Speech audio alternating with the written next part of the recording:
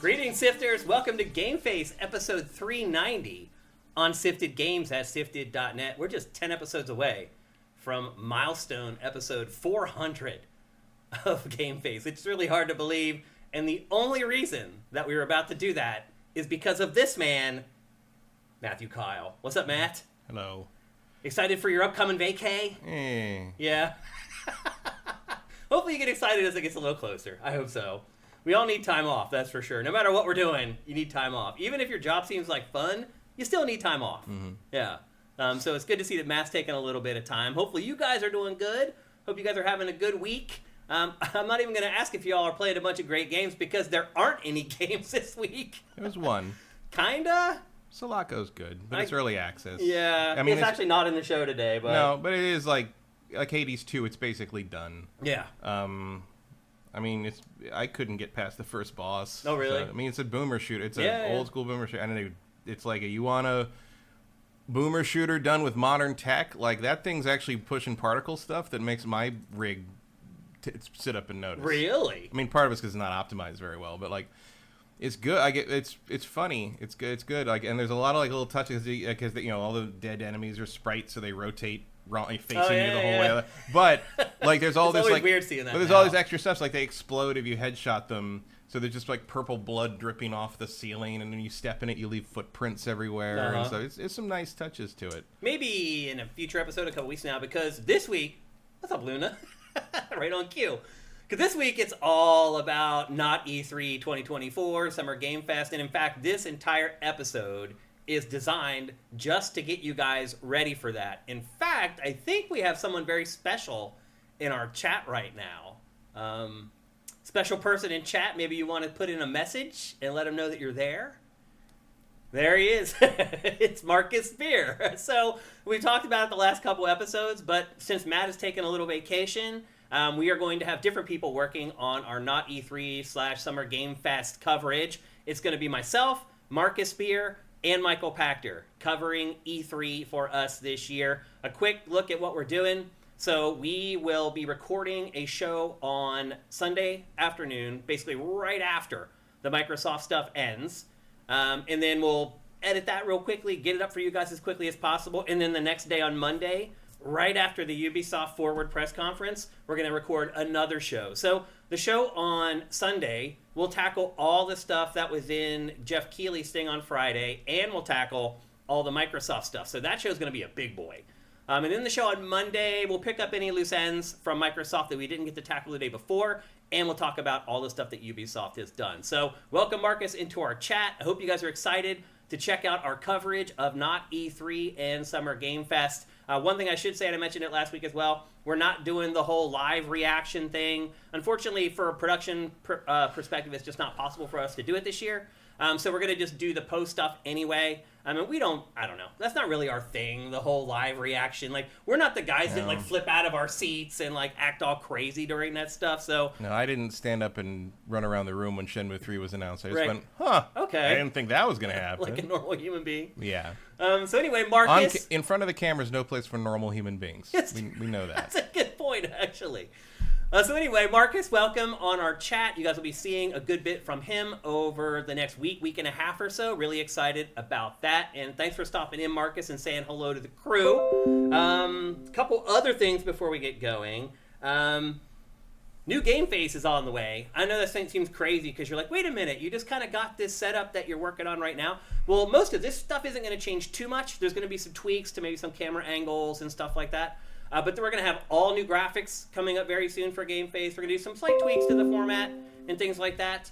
But now that we've kind of used this setup for a while, I've learned a lot. That's how life works. And we're going to make a couple tweaks based upon what we've done so far with this setup. But we're going to keep the intimate setting that we have now. We're not going to like push ourselves away from the camera like we were before. We're going to stay up close so you guys can see our faces and our facial expressions a little better than you used to be able to. So anyway, just some tweaks come into the show overall. Nothing drastic, but there will be new graphics and other things, so just something to keep in mind. People are talking about your lack of enthusiasm for Shenmue. That's why it was just... Well, they're talking about the stream died for a minute. Oh, it did? They said it's back now. Interesting. Well, I hope our recording wasn't affected by that. In fact, give me 1 second. I'm just going to check very quickly just to make sure. No, everything's okay. looks like everything's okay on our end. I'll just keep my fingers crossed and hope that is in fact the case. Sometimes you get surprises when you go to get the archive off of the hard drive. You're like, oh no! Marcus Beer crashed our stream. That's what it is. Well, too literally. Yeah, seriously. He crashed it, and then it crashed. That's the effect that you have, Marcus. It's all about you, brother. So anyway, we have some new tweaks and twists on GameFace happening. That's not going to happen until after Summer Game Fest, though. We're going to get through SGF and not E3, and then that stuff will start coming online. And we're going to start doing some different things with working with GameFace. We have 3.5 hours of content that we're just putting out as a chunk, and we're not doing anything with it. So I'm going to start dedicating some of my time away from producing some of the smaller shows that a lot of you guys honestly don't even give a chance to, and I'm going to start dedicating more time to promoting GameFace. And we'll start doing clips and things like that on our Twitter, and on, we'll be doing shorts on YouTube and things like that. That's the way that we're going to grow, and that's what we're going to do. So there's going to be a shifting of the gears here for GameFace in the pretty near future.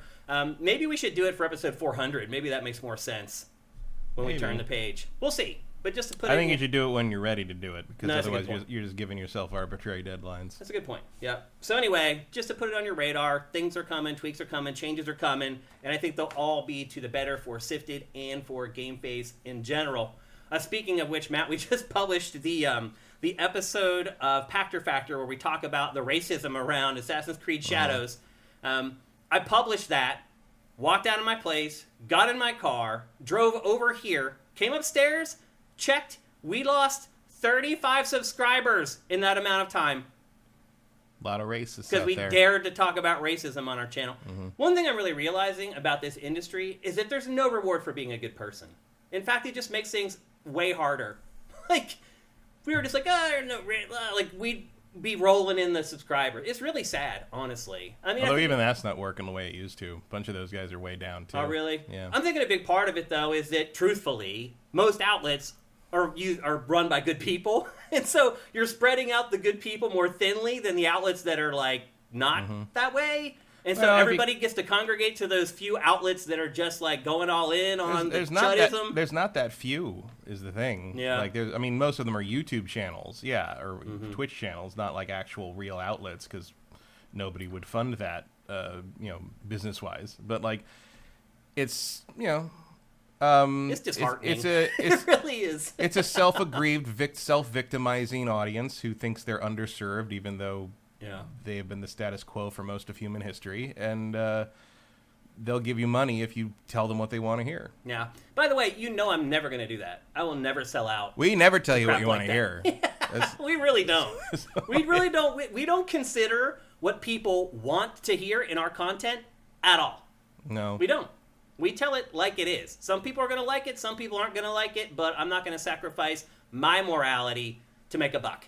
That's just the way it is. I'll watch my site go down in flames before I ever do that. And I think you guys know that. So anyway, just a little perspective on the industry here as we're kicking off the show. It has been a slow week in game releases. We are not talking about any games today. I mean, specifically. Like, we're not reviewing or previewing any games today. We're talking today is just stock tips. We're just hanging out here. Yeah. We traded with Pactor. We are going to go through Sony State of Play, which basically was its E3 2024 press conference. We're going to go game by game. I guarantee Maybe it was a good thing we killed E3. Because maybe. It is kind of stretched out now. And we get to cover it for like 3 weeks instead of 1. That's kind of an advantage. Yeah. I think. Sony didn't really start with a bang. Yeah.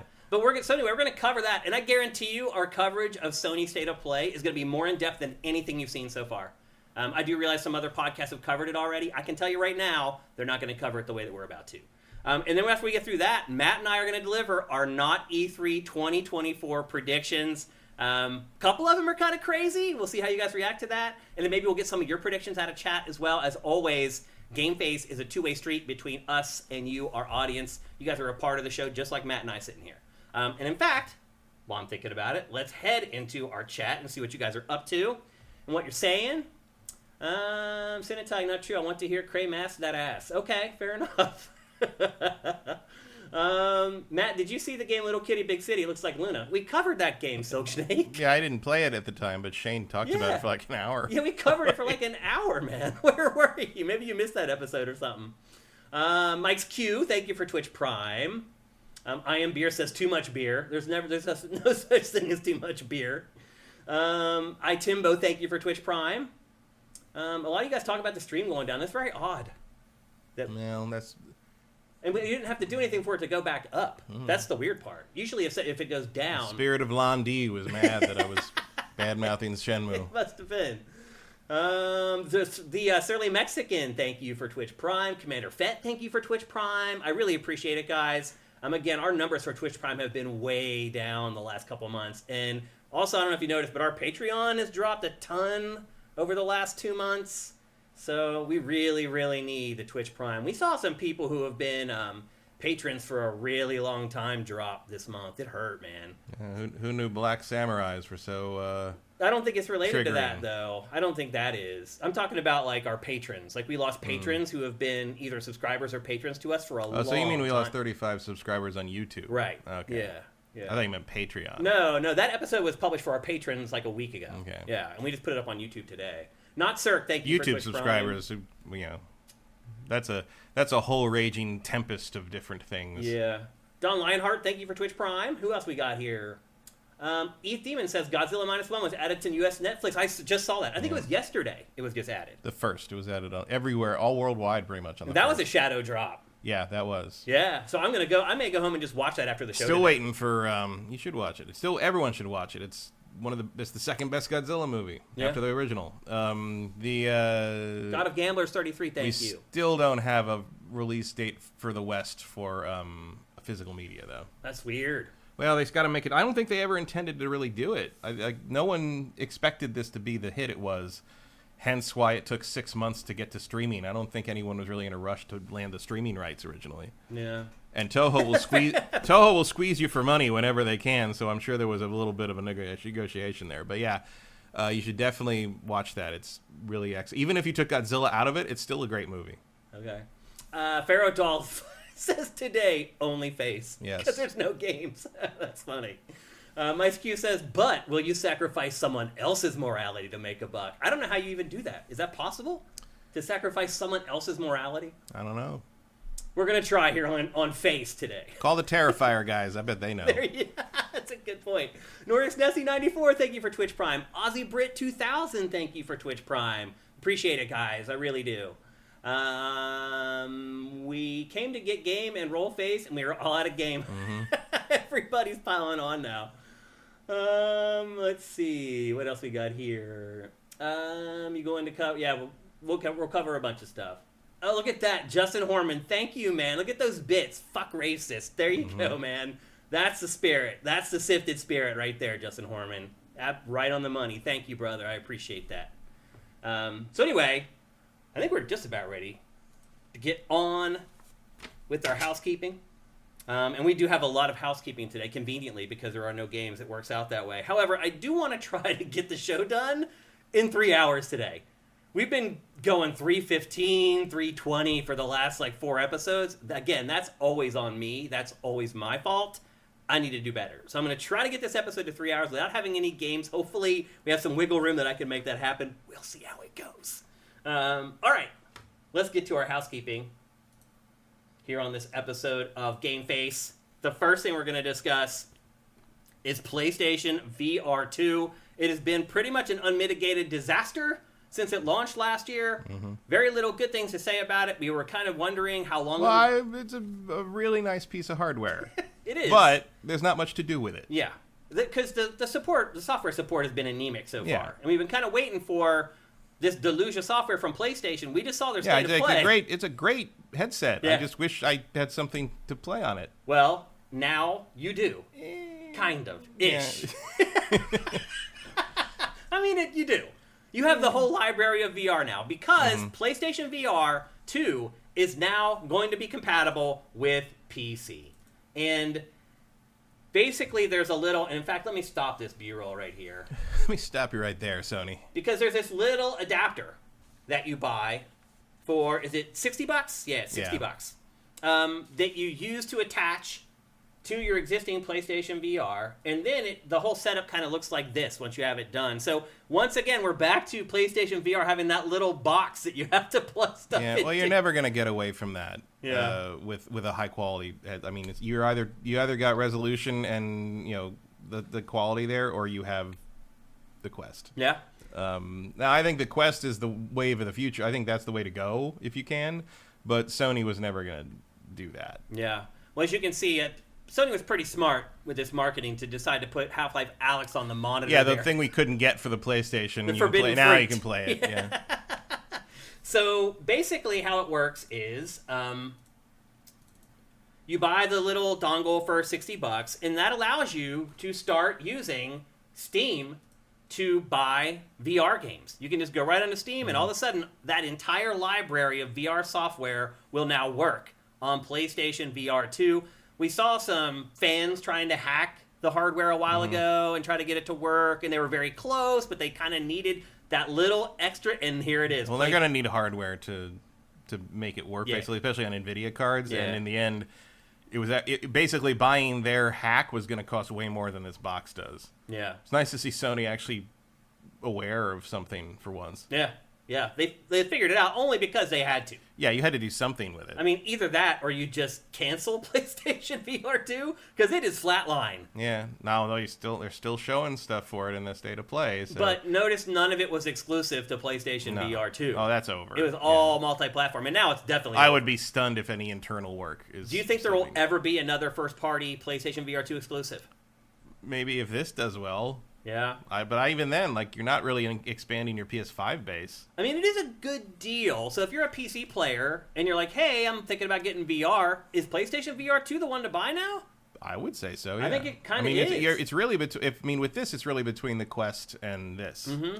Because this is better. Well, Quest doesn't even use PC, so... Right, that's what I mean. It's like either you want the Quest or you want this. Yeah, I'm just wondering if this is a better option than, Vive and stuff like that. Well, Vive isn't a thing anymore. It is. And not... Seriously, people just don't care about it. But they still keep putting out new HMDs. And people, I mean, the most common comment I saw about this was Index is dead. I mean, sure. It's like, did anybody ever buy the Valve Index to begin with? Some, I don't know. I don't hear about any of this anymore. Yeah, nobody talks about VR anymore. And you also don't really hear about the PC-driven Oculus headsets anymore either. It's all about Quest now. Quest is the brand now. Yeah, absolutely. They don't. I think they do still manufacture PC-driven headsets, but no one cares. But no one knows for sure. Yeah, and no one cares. That's the big problem. Nobody cares. So yeah, to my question earlier, I do think this is probably the best VR to buy now because for price, it's it's $400 or $500. In fact, right now there is a deal where they've taken $100 off PlayStation VR2. It's the biggest discount to PlayStation VR2 ever. That discount happens 2 days later. They announced that the PC dongle, breakout box, whatever the hell they're calling it. Mm-hmm. So I don't know if they're trying to get people on board and buy it now, but if you are trying to find that deal, you can head to sifted.net right now. Go to the Deals channel. Again, a feature of Sifted you won't find anywhere else. A whole channel where it's just deals for video games. Go to that channel, and it's on there. If you're interested, you can find yourself PlayStation VR2 for $100 off. Spend the $60. If you save the $100, you're still good to the $40 to buy the little breakout box for your PC. Off you go. Although, honestly, I would probably wait for reviews. After E3? I would wait for reviews. Oh, do you think the box might have issues? I don't know about issues, but I mean, it doesn't support all the features. Eye tracking isn't supported. That's right. There is some stuff that now that doesn't DualSense stuff doesn't work either. DualSense stuff doesn't. Now, to be fair, almost 99% of PC games are not going to support that anyway, and most PC VR games don't support eye tracking yet. So some of the people were saying that some of the reason might be just Sony knew that those features were not going to be utilized in any real sense, so why put it in? That could probably be changed later, I would think. But yeah, it isn't offering all the same features as the PS5 usage is, but the trick is that most PC games don't do that, and no one's going to update their PC VR game specifically for PlayStation VR. So you're not really losing anything, and it's obviously it still works that way on PS5 if you want to use it that way. Yeah. But basically, if you don't have a PSVR 2, my suggestion on this would be buy the box in case that sells out, because that might end up being hard to find. Yeah. And then if it turns out that it works well and everybody likes it and it's a solid experience, then buy a PSVR 2. Because even if you end up not buying it, Matt, you probably will still be able to sell that box on, you can sell that box. eBay, probably for like a profit. Well, I don't know if I'd go that far, especially if it turns out to be a disappointment. Yeah. But you could probably return it. Yeah. Or sell it for almost what you paid for it. Yeah. So anyway, this is a big move for PlayStation. But it'd be better than hitting the point where you decide you want it, and then now you can't get the box because it is successful. Right. Because remember, Sony doesn't. It doesn't sound like Sony's making a ton of these. Yeah, it's crazy how fast the world is changing, Matt. I mean, not just that now, like exclusive games for PlayStation or for Xbox are being released on other platforms. Because also, by the way, Kenna Bridge of Spirits is now coming to Xbox as well. So we're starting to see some of the PlayStation exclusives now come over to Xbox as well. I mean, it's not just that, though. Now we're seeing hardware making it work with other pieces of hardware. Yeah, well, I mean, out of pure desperation. Still, it's a big deal. This might just be, their way. It's like, well, maybe if we go, now that the PC is a viable platform for them, they're like, well, let's just put our PSVR 2 stuff on PC as well eventually, and like, we'll make a little more if people can use our headset there. I mean, it should be day and date on PC without question. Oh yeah, like there's no all their games, VR games, should be day and date on PC. Yeah, you can't pretend that anyone's going to remember your PSVR 2 game 6 months later or a year later. So. Yeah. So I think personally, this is great for everybody. This is great all around. If you're an existing PlayStation VR 2 owner, it's great. You just literally expanded your library by like 10 times or something. I mean, it's awesome. And sure, you'd have to spend that extra $60 or whatever to get it. But if you're a big VR player, that's totally worth it, man. To open up that entire library. If you're a big VR player, you already have a PC headset. Yeah, you think so? Yeah. I mean, PlayStation VR 2 is pretty good. But if you're a serious like VR person, you have a PC headset because that's where VR is. Yeah, I guess so. Up until now, it really has been. Yeah. Up until forever. Like, this isn't changing. I mean, but we just recommended people buy PlayStation VR 2 over the other HMDs. Right, but odds are you already have an HMD if you're already interested. I see what you're saying. Okay. So anyway, big moves for Sony and PlayStation VR 2. And again, it's just another sign of how the sands are shifting right now. Things are just changing at a rate that first of all, I never thought I would see this stuff happen at all. And now it's just happening like bam, bam, bam, bam, bam. It's like once the first domino fell, the rest just started toppling. So it's a different environment than we're used to here, people. Quickster says, I'll never go back to LCD once I experience OLED. And that's even more important when you're talking about like screens in VR, where you have refresh rates are really important to keep people from getting sick. Like I get sick really badly on VR. Screens are really important. Refresh rate may be more important than anything on those screens that are inside. Yeah. So it also doesn't have HDR, which sucks. That's true. Yeah, that's the only missing feature that really is an issue, I would say. But I think you can probably fix that in software for a lot of stuff. And Vincent asks if Horizon Call of the Mountain will get ported to PC. Why not? Because it doesn't support the features you need to make that work properly. You're right. With that game in particular, it has to have it. Yeah, you're right. So maybe not. Maybe some of those old PlayStation VR 2 exclusives will never come to PC. It'll be interesting to see if Sony starts building games based upon the PC environment for VR. And it's like, look, like we don't want to use the DualSense stuff anymore because then we close the market off to the PC. Yeah, well, I'd imagine they will have an option for it, but it won't be custom built anymore. Yeah. I would certainly also like to see them start throwing some of their older stuff on PC. Just thinking, well, I'm just on an endless quest to play Iron Man VR with decent load times, I guess. I don't know. Because those load times were what, like literally like a minute and a half, and you're just staring at nothing. Like you're like, okay, I'm just fucking looking at the back of my retinas at this point. Like you got to give me something to look. Like, give me a tip screen or something. So anyway, big moves from PlayStation, Sony with PlayStation VR 2. Now it's accessible to a whole other new audience, and it is, for the tech, a pretty good deal. Let's see if anyone notices. Yeah, which it's possible that nobody does. Like, it could just be like a fart in the wind. Yeah, I mean, I ordered a box. We'll see what happens. Yeah. Well, when he gets here, we'll in part just to see, we'll see if it's still in the box. Yeah. I don't know. I haven't opened it since you brought it back. Well, really? It's still in there. I promise you it's there. So anyway, there you go. That's the latest on PlayStation VR 2. Next up, somebody asked if we were going to talk about this in the chat. And sure enough, it's our second story in housekeeping. So this week, Matt, it was uncovered that somebody, and they wouldn't say who it was, they didn't call him out, and that's probably good for their physical health, that Someone inside Google/YouTube has been leaking Nintendo and other video game secrets by basically going in and looking at the videos that they have set to private, waiting to publish. So maybe for those of you who don't use YouTube as a creator, basically how it works is you can upload a video to there, and then you select who can see it. So if you select it to public, it goes out, and everyone on your channel gets an alert, and they can all see it. If you have it as unlisted, which is like a lot of our videos for our patrons, people who have the link can watch it, and then they're set to private where nobody can watch it except for the person who uploaded it. And what happens is the people who are working at YouTube and working at Google were going in and looking at Nintendo's YouTube account, looking at the videos that were set to private, and were like, hot damn, they're announcing a new Zelda on Monday, or they're announcing a new Kirby game on Tuesday. And they were the leakers who were going on social media saying, hey, this stuff is happening, and finally they caught them. Like, I don't know why we didn't figure this out a long time ago that this was happening. Well, because those people are going to be fucked. Yeah. Like, on a scale you can't even imagine. Well, they won't be. They'll be fired, obviously. But Google and YouTube, they will be sued, likely, for this. But, like, those people are never getting hired anywhere tech-related again. Like, that's ridiculous. Well, they didn't share the names of the people who did it yet. They will. Yeah, maybe. If litigation happens, then yeah. Litigation happens, discovery happens, you're going to have to say who did it. Yeah. So that'll be public record. It's such an easy way to leak stuff.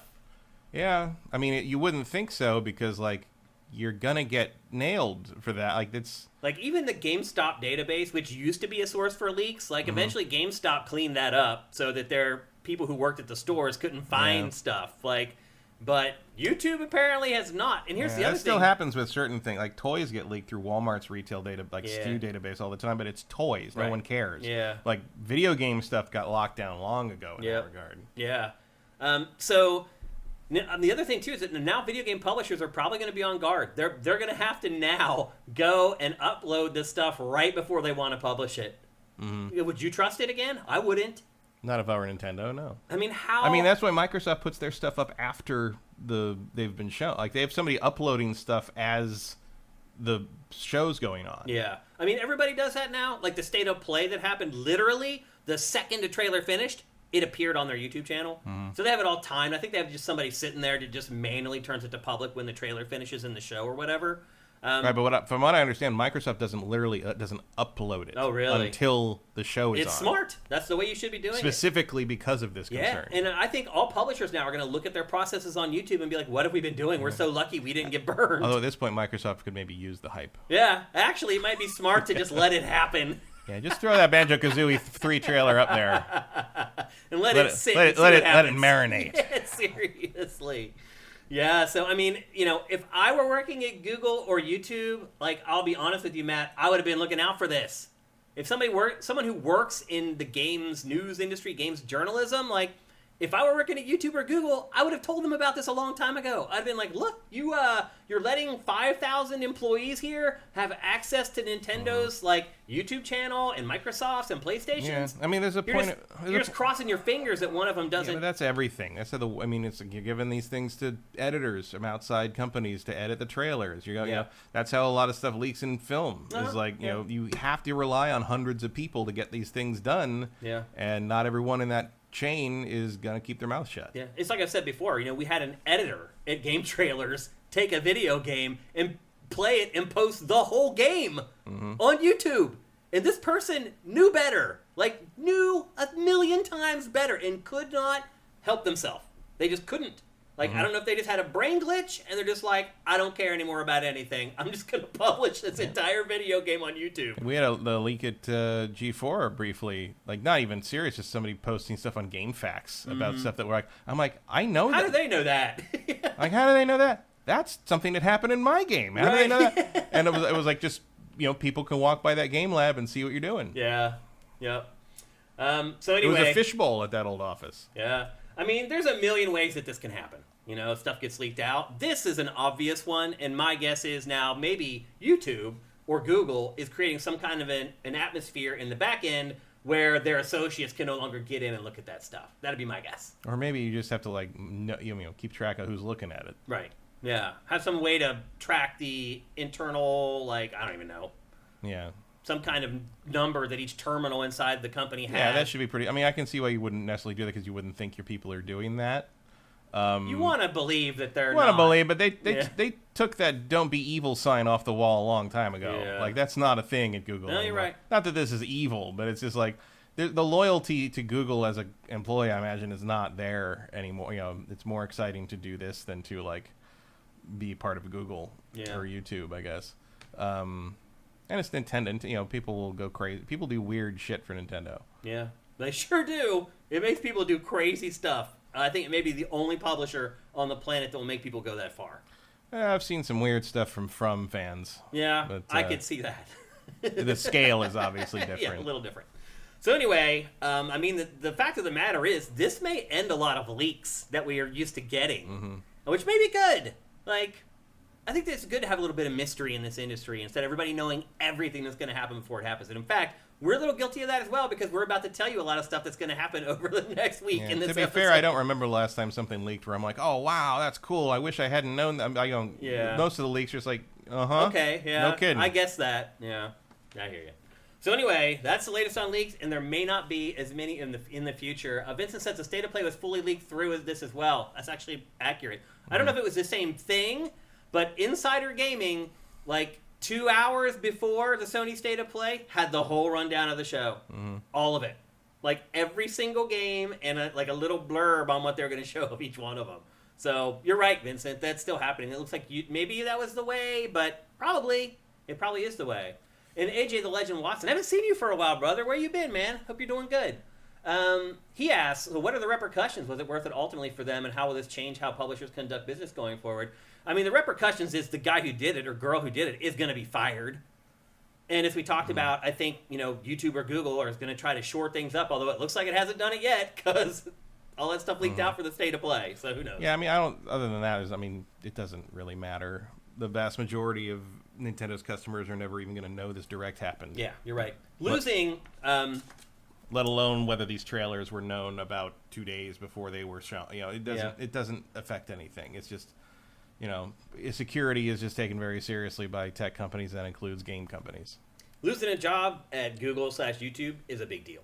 And as Matt said earlier, like, that person may be blackballed and may not get a job in tech again. Yeah, if their name comes out, like, that's a big problem. Otherwise, obviously, it's not like you can call Google, hit their managers, and they'll just say you worked at Google. Like, yeah, they can't say... In California, at least, you can only say, yes, they worked here. You can't give a review. Yeah, yeah. Or tell them why they left or why they were fired or anything like that. Yeah, that's the way it is here. But states are different. Some states don't have that same law. Yeah, but I'm just going by where Google is. Yep. Emperor Dread, thank you for Twitch Prime, man. Appreciate it. AJ follows up, been in Utah taking care of mom, who just had knee surgery. Okay. Finally back home in California. Spent 35 plus days in Ogden. Well, as you can see, I noticed that you were gone. I missed you, brother. Glad to see you're back. Hope your mom came through her knee surgery okay. I know what that's like. I've had a couple of those myself. Next up, we're going to talk about Fortnite. Matt, what do you think is the one thing, if you're going to run a free-to-play game, that you cannot do if you want it to be successful? I don't know. If you're a free-to-play gamer, what would piss you off more than anything about a free-to-play game? I don't know. I can't imagine being a free-to-play gamer. Well, I'll tell you. What most people be really mad about is if you can pay to win the game. And Fortnite, up to this point, Epic's mantra around Fortnite was like, basically, never pay to win. Yeah, most games are. I mean, you don't see that much. I can't remember the last pay-to-win game, really. Well, I even see ads for like Marvel Snap. Like, what would it be like if you played a game a card game on mobile where you couldn't just buy the latest best card? I'm like, all of them? Like, I've never played a card game on mobile that let you do that. Like, what are you talking about? It's always a fucking gotcha shit. I want Venom. You get a 0.01 chance of getting it. Like that. Yeah. If I could just buy the Venom card, I would. Like, that's not a thing. Like, so I don't know. The paid people complain about pay to win stuff all the time, but you rarely actually see it, which makes this even more surprising. Yeah, because Fortnite has been great about it. Like, obviously, it's the biggest free to play. I think probably the biggest free to play game in the world right now. Is it bigger than League? Probably. I think so. It's close. I don't know. It's one of the top 2 free-to-play games in the entire culturally, industry it's right definitely now. bigger. Yeah, and it's done a great job of this. It has not defaulted to pay-to-win at all. And just to be fair, this could just be an oversight or a mistake. The other thing about it, Matt, is that Fortnite is going crazy right now. Like, it's not Fortnite anymore. They're adding all this insane stuff. There's like all these Lego games inside it. There's like a racing game inside it that's a little bit like Rocket League. One of the new additions is this DLC we're seeing right now, which is this crazy Mad Max Fallout DLC. I saw Ninja quit. He quit Fortnite? Until the season's over, yeah. Really? He decided I think it was Ninja. Because it's insane what they're doing. And one of the big changes for this DLC in particular is that people are getting vehicles in Fortnite. And again, that's a pretty big departure from what Fortnite has been all along. And so I'm not surprised to hear that long-term players like Ninja might be like, I'm out until they change this. Well, what has happened with these cars is you can earn free cars, but you can also pay for cars. And what has happened is the cars that you pay for have small windshields, which makes it very difficult for somebody to snipe you while you're driving the car. The free cars have huge windshields, and it's like you drive like 20 feet, and you end up getting sniped through the windshield. So, essentially, if you pay for one of the cars, you have an advantage in the game, which is something that has never happened in Fortnite before. And again, it could just be an oversight. We don't know, and I doubt Epic's ever going to tell it. I mean, Epic's probably going to tell us it was just an accident or a mistake or whatever. But at least in this case, it is a sign that maybe Fortnite is becoming so big that even Epic can't control it anymore. That it's just too much to keep track of. And that they can't make sure that sort of the tenets of that franchise are perpetuated into the future anymore. It just seems like it's become such a big monster that even a company as big as Epic has got to a place where it cannot manage it any longer. What do you think about this, Matt? I don't really. I mean, I find it hard to believe that was accidental. Like it was probably like a sly little like, oh, this will be a nice little advantage for someone who like, maybe they didn't expect the sniping through windshields to be quite such a big element of the meta. Well, if they'd ever played a shooter with vehicles, they would know. True. I mean, it seems like a cool idea, like conceptually. Yeah. Like add Mad Max vehicles to Fortnite. You know, it's a thing that's been missing, kind of. I don't know. Make the windshields on the new cars harder to shoot through, or the. They should just make the paid cars free. Yeah, and then people can choose the windshield if they want. Well, that's not going to happen. But like, you could make the windshields of the free cars tougher. That would probably be my So it takes a couple different shots to get through the windshield. Yeah, there's some way that you can balance it for sure. It's just rare to see a misstep from this game. That's why this game is so huge. That's why this game is so popular. Because let's be honest, Epic has handled it perfectly until now. Like we've never had a conversation like this about Fortnite. No, and also I saw some people complaining about the seat switching, which like that classic Battlefield thing, where you just jump from seat to seat and then pop out and then shoot the guy, and like, they can't really track you because you're literally jumping teleporting through the seats real fast. Yeah. So it's some of it's just like standard multiplayer annoyance things have come to Fortnite. Yeah. It took a while. I think they did a pretty good job for quite a while. Yeah. Keeping it from devolving to that state. And I mean, honestly, the fact that they've added so much stuff to it, and this is the only kind of misstep, is also kind of impressive. So I don't know that I think this was intentional. I think it was just a mistake, but I do think that the game is starting to spiral out into places that it's so hard to keep track of everything that we're going to start seeing stuff like this happen more often. And then I think it mattered, like how quickly and how nimble Epic is will affect the overall opinion of Epic and this game. If Epic quickly fixes stuff, apologizes, I think they'll be fine. But if it drags its feet and tries to make excuses and things like that, that's when you start to piss off fans. That's when you start to lose a little bit of your player base. So, wait till they add jet fighters.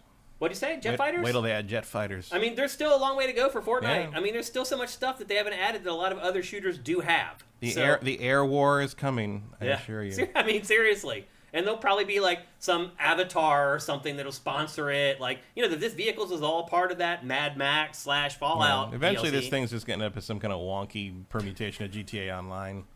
It's kind of headed that way. Yeah, and we'll see if like how everything eventually evolves into a crab. Yeah, that's funny.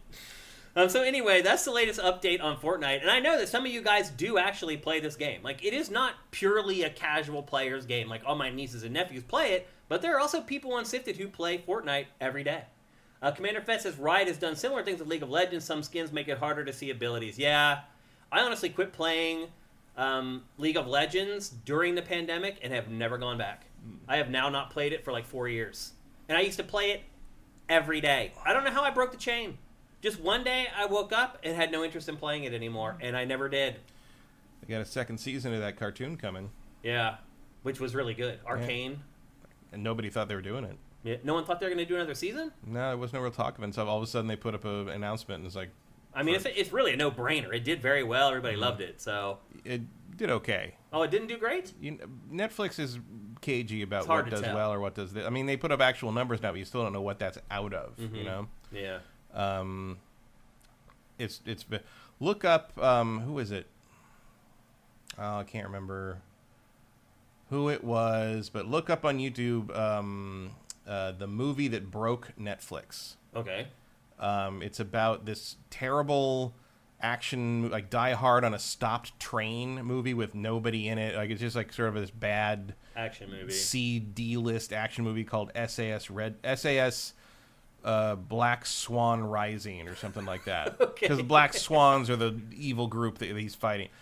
But it was like it was like number 2 or number 3 on Netflix for like a long time, and no one could figure out why until somebody finally figured out that it was the same period of time. So it used to be called SAS Red Notice. Red Notice is, I've never heard of any of these movies before. I haven't either. Red Notice was the Netflix film that Ryan Reynolds and The Rock were in. It was just called Red Notice. It had nothing to do with this other movie. But the trailer went up while the SAS Red Notice movie was on Netflix, and apparently millions of people went on Netflix and like, I wonder if that Rock Ryan Reynolds movie is there, and found this thing, and like 32 million people watched it. Oh my God. But like the first 10 minutes. No, like the engagement indicates they watched like the whole thing. And like, and everyone's like, wait, so, and eventually they changed the name so there wasn't any more confusion. That's why it's called Black Swan Rising or whatever now. But like, did you not notice that The Rock and Ryan Reynolds were taking a real long time to show up in their own movie? Like, Gal Gadot does not appear at any point. Like, it was so weird. And it's just like that whole world is completely indecipherable to me. Although I will note that... Maybe it was Gal Gadot, because I would admit I have an unhealthy obsession with Gal Gadot. Well, if I thought she was going to be in the movie, I'd probably stick around for at least 30 minutes. Well, that movie will break you of that, I assure you. Because she has a lot to do in that movie, and that was a mistake, turns out. Yeah, it's... I'm not into her for her acting abilities. Yeah, well... It is. We're also worth noting that Godzilla -1 is number 1 on Netflix and number 1 on iTunes at the same time. Awesome. And that has never happened before. Wow. I'm gonna go home and watch it as soon as I get home from this. So I've been waiting to watch that film for a while.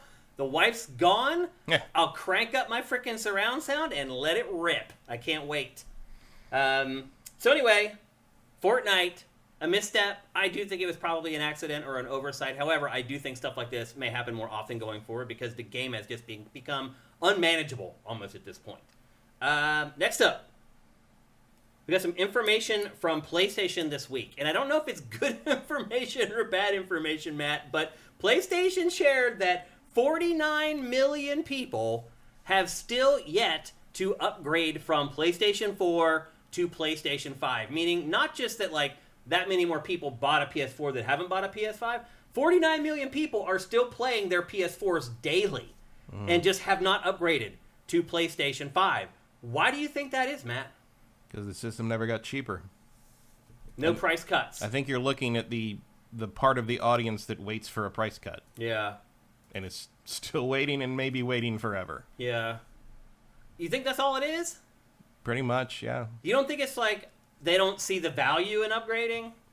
No, I think it's economic. Yeah. I mean, I'll admit. I mean, at this point, the value in upgrading is obvious because there's stuff that doesn't run on PS4. Yeah. Some of the overlap on that is probably there. But, like, a lot of it is just like, you know, well, I can still play God of War Ragnarok on my PS4. I can still play.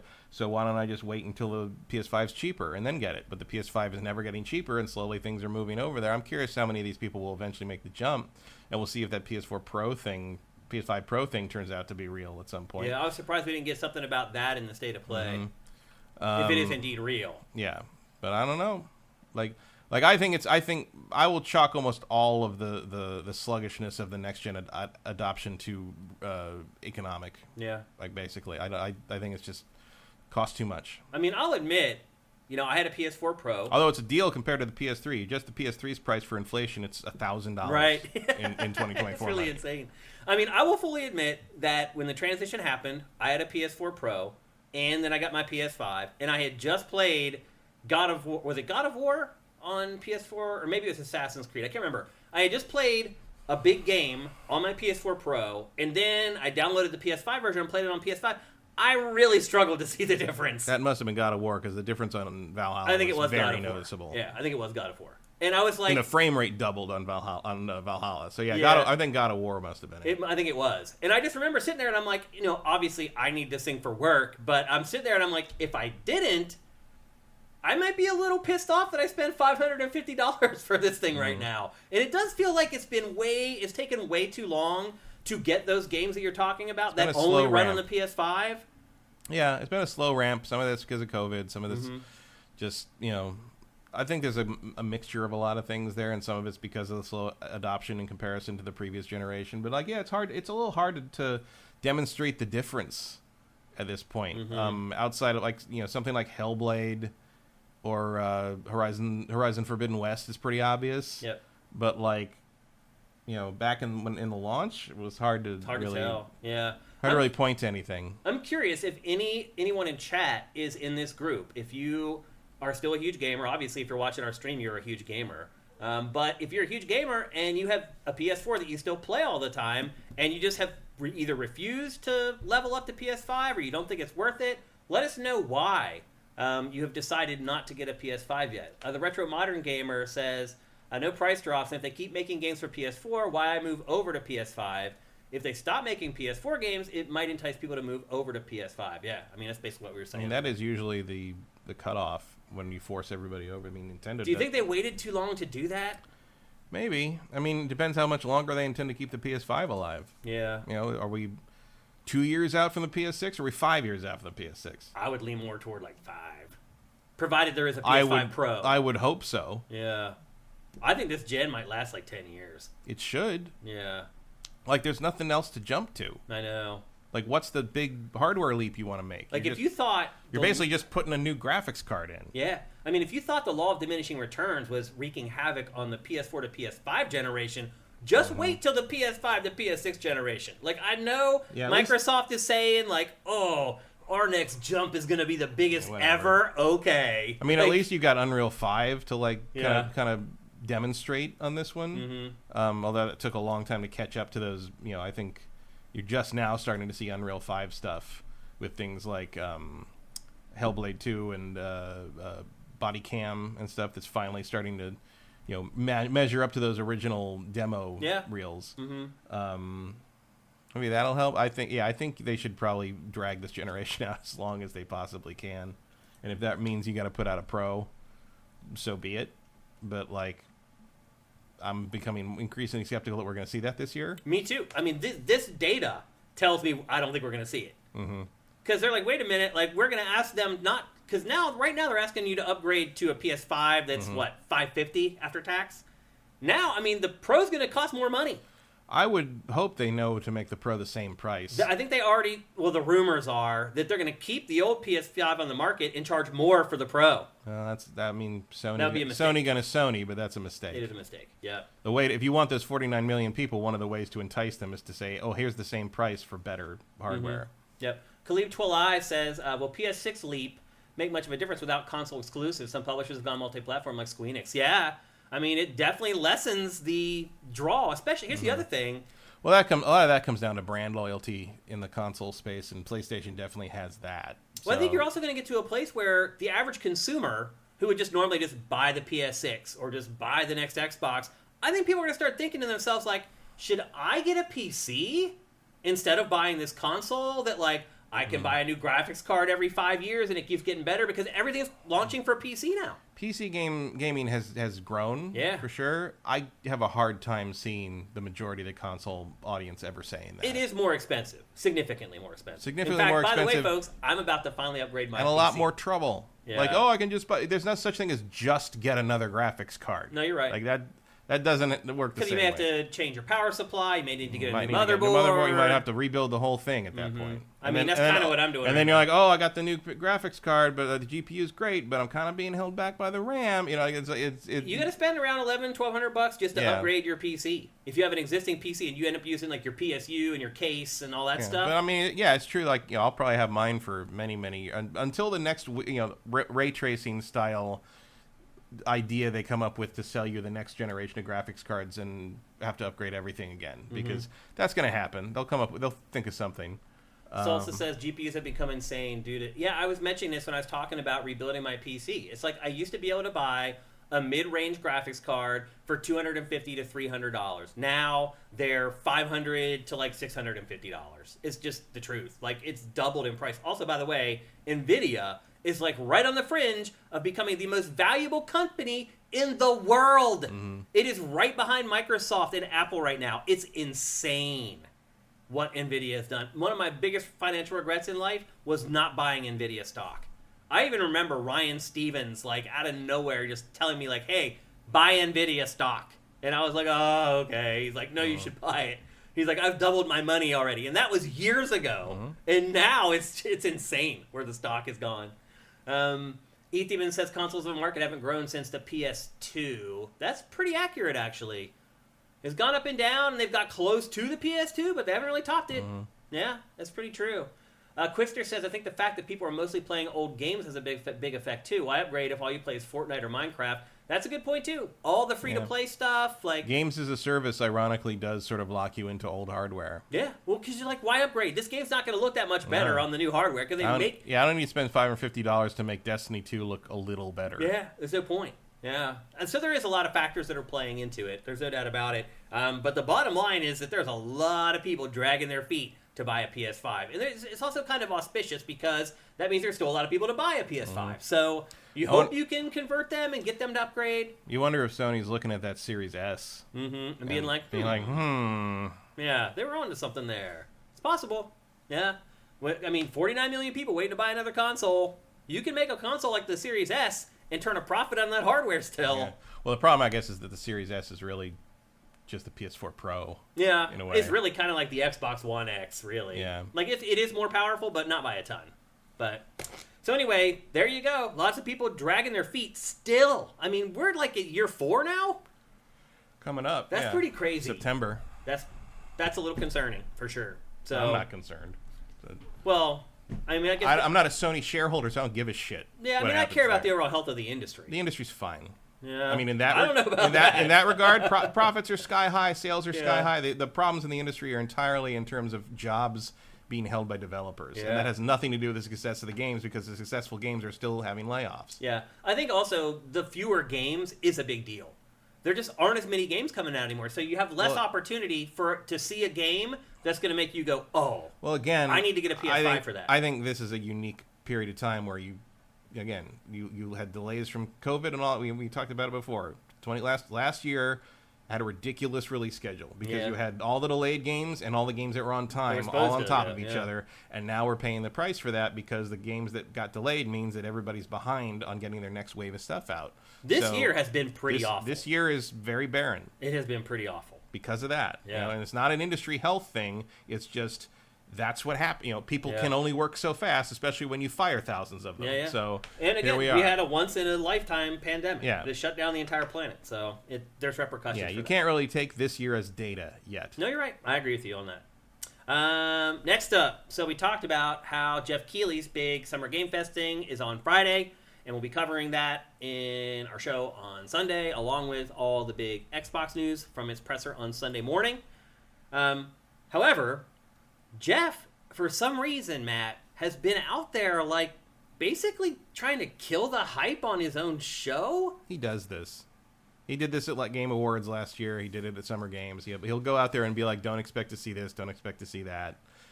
Probably because he doesn't want everybody mad when it doesn't show up. Like, you don't want people freaking out because Kingdom Hearts 4 wasn't in the show. You want them to know ahead of time Kingdom Hearts 4 is not in the show.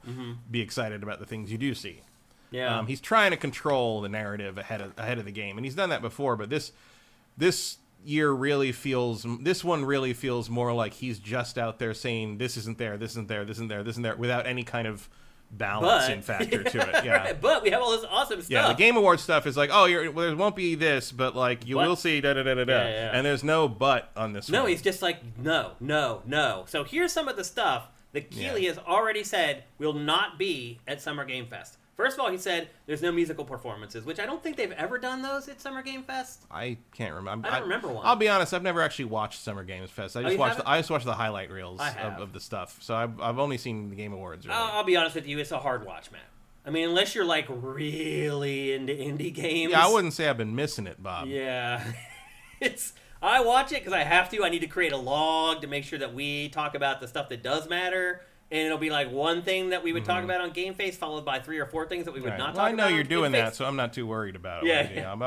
I skim. I'm jumping on the grenade. So no musical performances, and I don't. Maybe I'm wrong. Let me know, Chad, if I am. But I don't remember any musical performances ever being in Summer Game Fest. Well, that probably means it was the right call, whether there were musical performances before or not. Right. That's a good. If you don't remember any of them. Yeah. So no more musical performances. There will be. It's weird for him to say this already. There will not be a one more thing. All right. That's very weird. Like you feel like even if there isn't, like it's one thing to say like there's no post-credit scene, so you can all get up and go home. Right. But like, I don't know why you would share that. And he also said that the show will be concentrating on games that are releasing this year. He said there's a few that are coming out next year, but most of the games in the show are coming out before the end of 2024. And then he supplied a list of very specific games that will not be there. And some of these are some doozies. Grand Theft Auto 6 won't be there. Judas won't be there. Beyond Good and Evil 2 won't be there. Kingdom Hearts 4 won't be there. Wolf Among Us 2 won't be there. The new Def Jam game, which I'm not even 100% sure is even real, won't be there. Metal Gear Solid Delta won't be there. And here's the real killer. Hollow Knight Silksong will not be there. And not only that, Jeff said on his stream that I don't expect that for a while. Ooh. What is going on? There goes my fantasy team. That was my second pick. I googled them. I googled Silksong yesterday, and the first result was a thread called "Where is Silksong" from Reset Era from 2020. On Shane's fantasy team. Yeah. That's where it is. What the hell is going on, people, with this game? We could have made the game by now. Now, the only thing in there that actually surprises me even slightly is Judas. Yeah, like Judas could have. That. Judas and Delta could. Yeah, they just did a press tour with Judas. Like everything else in that list, other than maybe Silksong, unless you're really cynical, which I am. Everything else on that list, is just like, yeah, of course it's not gonna be like. What are you talking about? Like, yeah. Especially if he says this year, none of that's in the show. Come on. Also, no Five Nights at Freddy's. No one cares about that. But he also said no Nintendo games. I guess Nintendo's going to hold its stuff for its own thing that hasn't been announced yet. Nintendo keeps their own council. Yeah. In the summer. But the games he did not say weren't going to be there were OD, Death Stranding 2, and Fizzant. Which are all Kojima's games. And I would not be surprised if all 3 of those games end up being in Jeff's Summer Game Fest. It would not shock me at all. It may just turn into Summer Kojima Fest. I wouldn't be surprised at all. Well, we know Kojima's in and out of town. So. Yeah. And the other thing to keep in mind is there's no EA Play this year either. So EA doesn't have its own event where it's going to take a bunch of stuff off the table either. But he didn't say anything about EA, so you might see some EA stuff in his show. EA might have one thing or something. Yeah. Because what would you do a EA Well, there's no about? place to debut Madden now for the year. Yeah. So maybe Madden ends up in there. Yeah. Talk about a lunch break. Yeah, exactly. Good time to go get yourself a drink. Yep. So anyway, I would just say temper your enthusiasm for Summer Game Fest. I will say this, Matt. It made me feel a little bit better that we weren't really covering it live. Because I was afraid we were going to miss out on like this big crap, and you were going to be gone. We weren't going to be able to talk about it right away. It doesn't sound like that's going to be the case. Again, that is on Friday. And again, I don't know why Jeff would try to pour water on the hype for his own show. I respect that he's trying to keep expectations in check, but man, it feels like he's going too far in the other direction a little bit. But maybe he has a master plan. Yeah, people are still going to watch it. Yeah. It doesn't matter. I mean, you don't watch it. No, but I wasn't. And you're about anyway. as hardcore as they come. I'll find out later. Yeah. I think a lot of people may feel that way. I mean, part of it's just like I don't want to sit through that stuff. It is long. Like and there's lots of ads and like Then there's like the advertorials where you can't tell if it's like an ad or a trailer. Like the Game Awards are enough for me once a year. Because it is the same formula, pretty much. Except you don't give out awards that you pretend to care about. Right, yeah. So anyway, again, that's on Friday. As always, like Matt's point, like he's like, I rely on you to get it, and I will do it for you guys too. I will jump on that grenade. We will curate all the stuff that matters from Summer Game Fest on Friday. So if you don't feel like sitting down and watching and sometimes it's like 3 hours long. If you don't feel like watching that, you can just go to sifted.net and we'll have everything there for you guys to watch a la carte. You can choose what you want to watch instead of having to sit and watch a linear show that's several hours long. So for those of you who don't have the time or the inclination to watch Summer Game Fest, we got you covered at sifted.net. So anyway, it'll be interesting to see how it goes. I mean, no matter what happens, I don't think it's going to impact like the Game Awards at the end of the year. It's not going to keep people from watching this. He could totally bomb this show. People are still going to watch the Game Awards at the end of the year. So yeah, it's not. I mean, the Game Awards actually shows things. Yeah, so. Stakes aren't that high for this. Like, there's enough world premieres at the Game Awards that like you don't want to miss those necessarily. Yeah. I mean, and he's already said you're not going to get any of those here. So it'll be interesting to see how many people tune in for it. Okay, let's move on to the next topic of housekeeping, and that is. So, as we've been saying earlier in this show, and almost every episode of GameFace for the last couple months now, is that Microsoft's games are starting to be released for other platforms. And Microsoft has been pretty conservative so far. Like, they basically released Sea of Thieves and Hi-Fi Rush on PlayStation, and then, like, Pentiment ended up on Switch, and they've done a couple other things. Well, the sales numbers are in, and these games have sold like gangbusters on PlayStation. Like I think it was 3 of the top 6 games from last month were Microsoft's games on PlayStation. Now, Matt, part of that could be like a honeymoon period where you're a PlayStation owner and you're like, hot damn, like I never thought I'd get to play this game and now I can, and so I'm going to buy it. Like some of it might also be like, wow, something to play. That could be it too. You're right. I mean, it could, because we're in a drought. Like, you know, the world hasn't seen in quite a while. People maybe just be like, wow, Hi-Fi Rush was a Game of the Year contender, and I never thought I'd get to play it, and now I can play it. I think Sea of Thieves holds interest until you spend more than a couple hours with it. Like, I burned out on that game pretty quickly. I've tried to go back a couple times as well and just never could get rehooked into it. But those games have sold very, very well for PlayStation, which, I mean, what does that tell Microsoft? We need to do more of it, because, again, Microsoft's making most of the money off of that sale. So, you know, obviously, Sony gets its little cut off of each sale because it's sold on its platform, but most of that money goes to Xbox and Microsoft. Like, it's really kind of hard to believe that this hasn't happened before now, Matt. Like, that there would be no exclusives. Because even 10 years ago, it probably still would have made more financial sense to release your game on every platform. It just wasn't the conventional wisdom wasn't a at thing. The time. Yeah. Like, you wanted people to buy your hardware still. Yeah, breaking that mold, I mean... Microsoft, it may be a smart move. Well, it's kind of the game is the game as a service thing is, you know, the success stories here are grounded in Sea of Thieves. Mm-hmm. So, I mean, apparently Sony's not wrong that they have that audience on that platform, but like, I don't know. This also could work in reverse, where it convinces Sony to start releasing more of its games on other platforms as well, not just PC. Don't see that ever happen. Yeah, I mean, it is a Japanese company. They do things a little differently. And it's Sony isn't... It's very protective. But it had to raise an eyebrow there. Like, somebody at Sony had to be like, Because, I mean, those sales numbers speak for themselves, man. Like, literally, Microsoft's games dominated the sales charts for the month on PlayStation. It's crazy. It's something I never thought we'd ever see. And so you start to wonder, like, maybe Microsoft now is starting to think about putting out some bigger games. Because imagine if it put out, like, Forza Horizon on PlayStation. How well would that do on PS5? Probably pretty damn good. Well. There's not really an equivalent on PlayStation. Yeah. But, like, I don't know. Crew Motorfest is the closest thing that it has. And that did not sell great. Yeah, I can't see Sony really going. I mean, they've done a little, you know, obviously there's the PC stuff. Is putting MLB The Show on everything, although I imagine that was more of a demand of the MLB. Well, I think Sony. That the franchise probably would have gone away if it hadn't have done that.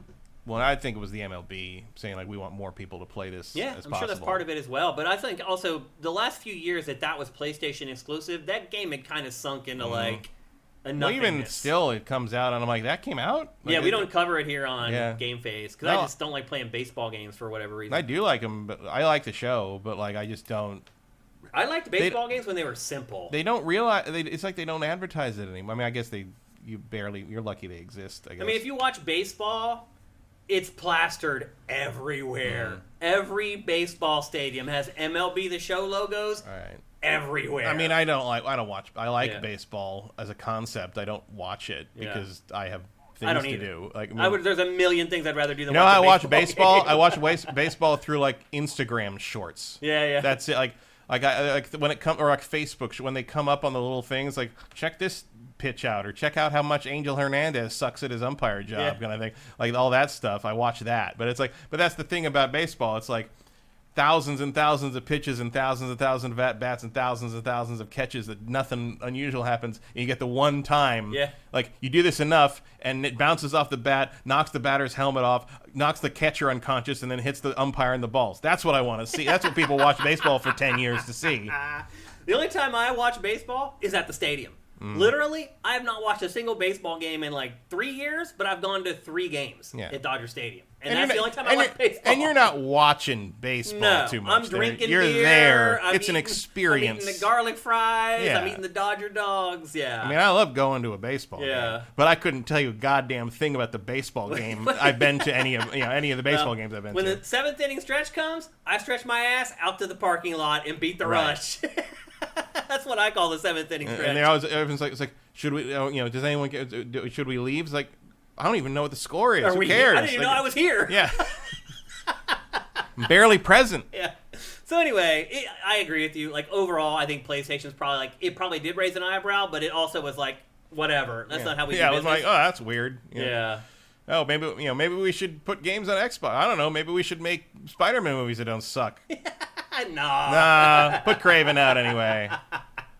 You're going out of bounds now. Yeah. So anyway, Microsoft it appears that Microsoft has made the right move. It'll be interesting to see how it manages which games it does that with, which games it doesn't. But as of right now, it seems like that strategy is the right one, and it's the winning strategy. So we'll see as time goes on how Xbox manages this stuff. But right now, it's going pretty well. AJ asked, "Can you play the show in VR?" I don't think you can. I don't know. Yeah, I don't think it's in VR, AJ. But that might be one game I could actually play in VR without barfing. Yeah, because you're pretty much just standing still, swinging the bat. I might be able to actually handle that. Unless they make you run in first person. Right? I can't even imagine. Have you seen those VR crazy... POV of the ball? Have you seen what's that guy's name at Disney that invents all that stuff? He's like a middle-aged black guy. He's like a genius. I remember his name, but I know who you're talking about. The guy who invented the lightsaber thing. The crazy tech at Disney. He has this floor now that you can run in any direction on. Yeah, like the VR floor. That's insane. It's really cool. I mean, you can buy like versions of that aren't as good as what he made, retail. But like that was a big thing. There's a bunch of people I knew people who were like completely convinced that like everyone was going to have a VR floor in their living room in the next like 10 years or something. Maybe 80 years. Yeah. Maybe. Holodeck shit. Yeah, because I think what he has, he's like, we spent like $20 million building this or whatever. Yeah, it's a long way from... They can't manufacture it yet. Long way from... Although there's stuff from Tomorrowland from 30 years ago that is like commonplace in homes now. That's true. So. Yep. Okay, next up. There was a time when those animatronic Grimlock and Optimus Prime toys I have would not have been purchasable by a civilian. Oh, yeah. They'd have been like 20 grand or something. Yeah, and now they're still pretty expensive, but they're not 20 grand. Unlike the U-Treasure 18-karat gold King Ghidorah statue that is $21,000. Well, and it's this gold. tall. Oh, my God. It's solid gold, but it's this tall. That's crazy. They're only making 7 of them. I can see why. Next up. So last week we talked about how finally Xbox had confirmed that Call of Duty was going to be day and date on Game Pass. That's a big deal. A lot of people then were like, well, we don't know all the information yet. And a lot of people were insinuating that maybe Xbox or Microsoft would create this brand new Call of Duty tier in Game Pass where they would charge you more than you normally pay for Game Pass just to play tier. Call of Duty. And Xbox and Microsoft clarified this week that is absolutely not the case. That not today. Call of Duty Black Ops 6 will be on Game Pass just like any other video game when it launches, day and date. However, Xbox still has not explained if all its modes will be on Game Pass. That's really the only X factor left, is if maybe multiplayer is not put on Game Pass, so they only put the campaign on there, or they only put the campaign and zombies on there. We talked last week about how multiplayer is really what brings them in, because it's what people play for a long time. And then there's questions of, if you subscribe to Game Pass for the whole year, do you actually end up losing a little bit of money versus just buying the game? So there's all these questions around it, but the bottom line is, and my guess is we can count on at least, Matt, the campaign will be there day and date. And there is a segment of players that do buy Call of Duty just to play the campaign. I don't know why they would do that, but they do. Particularly considering we haven't had a really good Call of Duty campaign in quite a while, in my humble opinion. So I do think it's a given that the campaign will be there. We don't know about multiplayer and zombies, but the bottom line is, whatever you play of Call of Duty on Game Pass this October or November will be a part of the same amount of money that you have been paying all along for Game Pass. Now, Matt, I could see maybe Xbox just increasing the price of Game Pass, period, and not creating a separate tier, but just being like, well, now Game Pass is $18 a month. By the way, did you see that Max today increased its monthly charge again? It's now like $18 a month just for HBO Max. I mean, we are full circle, Matt, where we are right back paying more money than we did for cable. It's crazy. It didn't even take that long. This was always inevitable. I kind of felt that way. Streaming never had a revenue model. It's just like Uber. Like Uber, when it launched, it was literally like a quarter of the price of taxis. Now it's the same price. Yeah, well, that's the tech bro way. It's like, hey, here's a bunch of money. Here's this amazing thing that you totally want and like you want for your life. It's like, here it is, and it's like, okay, great. And then like 4 years later, the venture capital money runs out. They're like, okay, we have to actually charge what we need to charge to keep this functioning now. And I'm going to sell my stocks, and I'm going to leave the company. Right. And they're going to hire a real CEO who might be able to make the company profitable. I'm going to be rich for the rest of my life. That's the difference with the AI thing, is that not only is there no revenue model, and not only is there no way to be sustainable the way they're doing it, but no one actually wants it. Right. That's the the big innovation. Now they're giving you a tech innovation that nobody asked for. It feels like people are afraid of AI. Well, a lot of people are afraid of AI taking their jobs. Right. And they should be, because it does. Well, yeah, because the people who are losing their jobs are not in the loop, because the loop is tech bro grifters selling non-existent, use case scenarios to idiots in the C-suite executive wing. And those people are going to buy these things, and then they're going to try to implement them, and they're going to fire all these people they don't think they need anymore, and then it's going to turn out that AI can't do any of the things that they want them to do because AI isn't creative and can't create anything.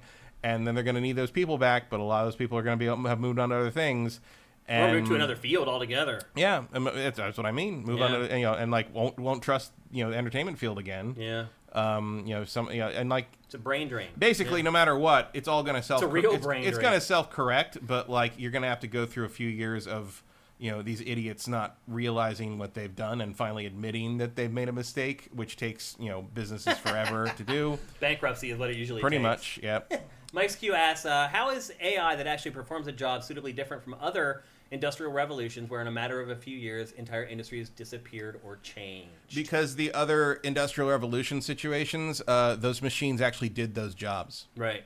Yeah. AI cannot do the jobs that it's being sold to do. It saw... can't even do the basic. Like if you're listening to Google's AI, are you taking your one small rock a day for your minerals? Because that's what it told you to fucking do. They're stupid. It's linear algebra. They have no judgment. You can't. It's like people talking about AI is going to replace doctors. You can't argue with an AI that's hallucinating. Did you see Amazon put a robot with AI into one of its big warehouses, and it worked a 2-hour shift and broke. Mm-hmm. It broke. First it broke physically, and then it broke mentally. Mm-hmm. Yeah, within like the 3 hours of a shift. Yeah, I mean that's just bad programming, but like maybe like with the breaking of the physical object, no, but like the programming just like basically it had a memory leak. Like that's what happened. You can't do anything with that.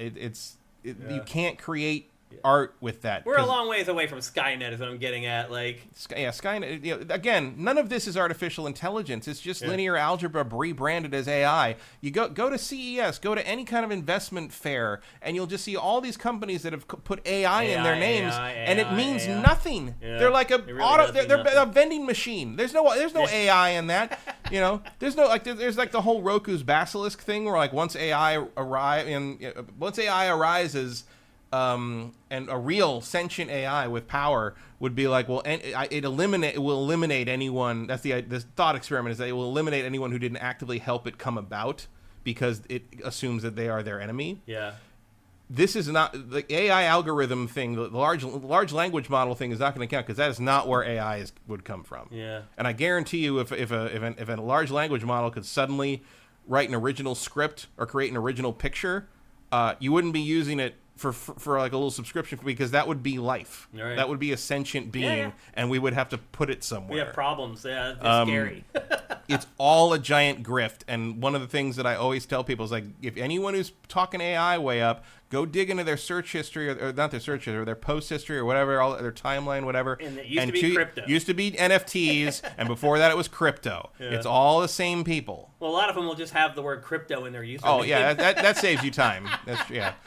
Especially when like Ethereum is right in their handle or something. ETH. Yeah. But no, I mean, the problem is not that AI is going to effectively. This is not the cotton gin. Mm-hmm. This is not factory. It's not like factory printing assembly presses. Line, the Ford's assembly line. This is a scam, and the fear is not that like, oh, it's going to replace artists and it's going to like do everything. It's going to steal from them. This is not a washing machine. Yeah. It's not going to be like, I'm never going to hand scrub my laundry again because washing machines do this just as well and better in most cases. That's not what's happening here. What's happening here is the people who pay the money to have the people who make the jobs exist are basically being scammed by the tech industry into eliminating the people who do the jobs. Right. Yeah. In exchange for something that cannot do the jobs, but is going to do a facsimile of the job, sort of, but it's not doing the job. Paste and popsicle sticks enough to like have a bunch of executives be like, see, it's just as good. It's just 1,000 different people doing the job in bits and pieces because it's taking the input from those. But people. even then, the output of the job is not functional. Right. Yeah. Like you cannot have the work is not complete. No, it's nonsense that comes out of these things, and so you're just it's ridiculous. But the problem is not that AI is so good it's going to replace people. The problem is that C-suite executives are not going to catch on that they've been had for years, and everybody's going to lose their jobs in the meantime. Yeah, don't look. I'm not like shook snakes like Lego factories have used robots. Car manufacturers have used robots for decades. I'm not saying robots can't do jobs. The difference is you have to think on the job when you're working in an Amazon warehouse, and the robots they're not sentient. They can't reason. Sorting pieces into a box is not the same as writing a script. Yeah. So anyway, and that's what's being sold here. And also, you still need people to maintain and work on those robots and make sure that factory assembly line is where. That's what you retrain people to do instead of. Well, my dad always told me growing up. He's like, don't ever get a manual labor job. He's like, learn how to fix robots. Right.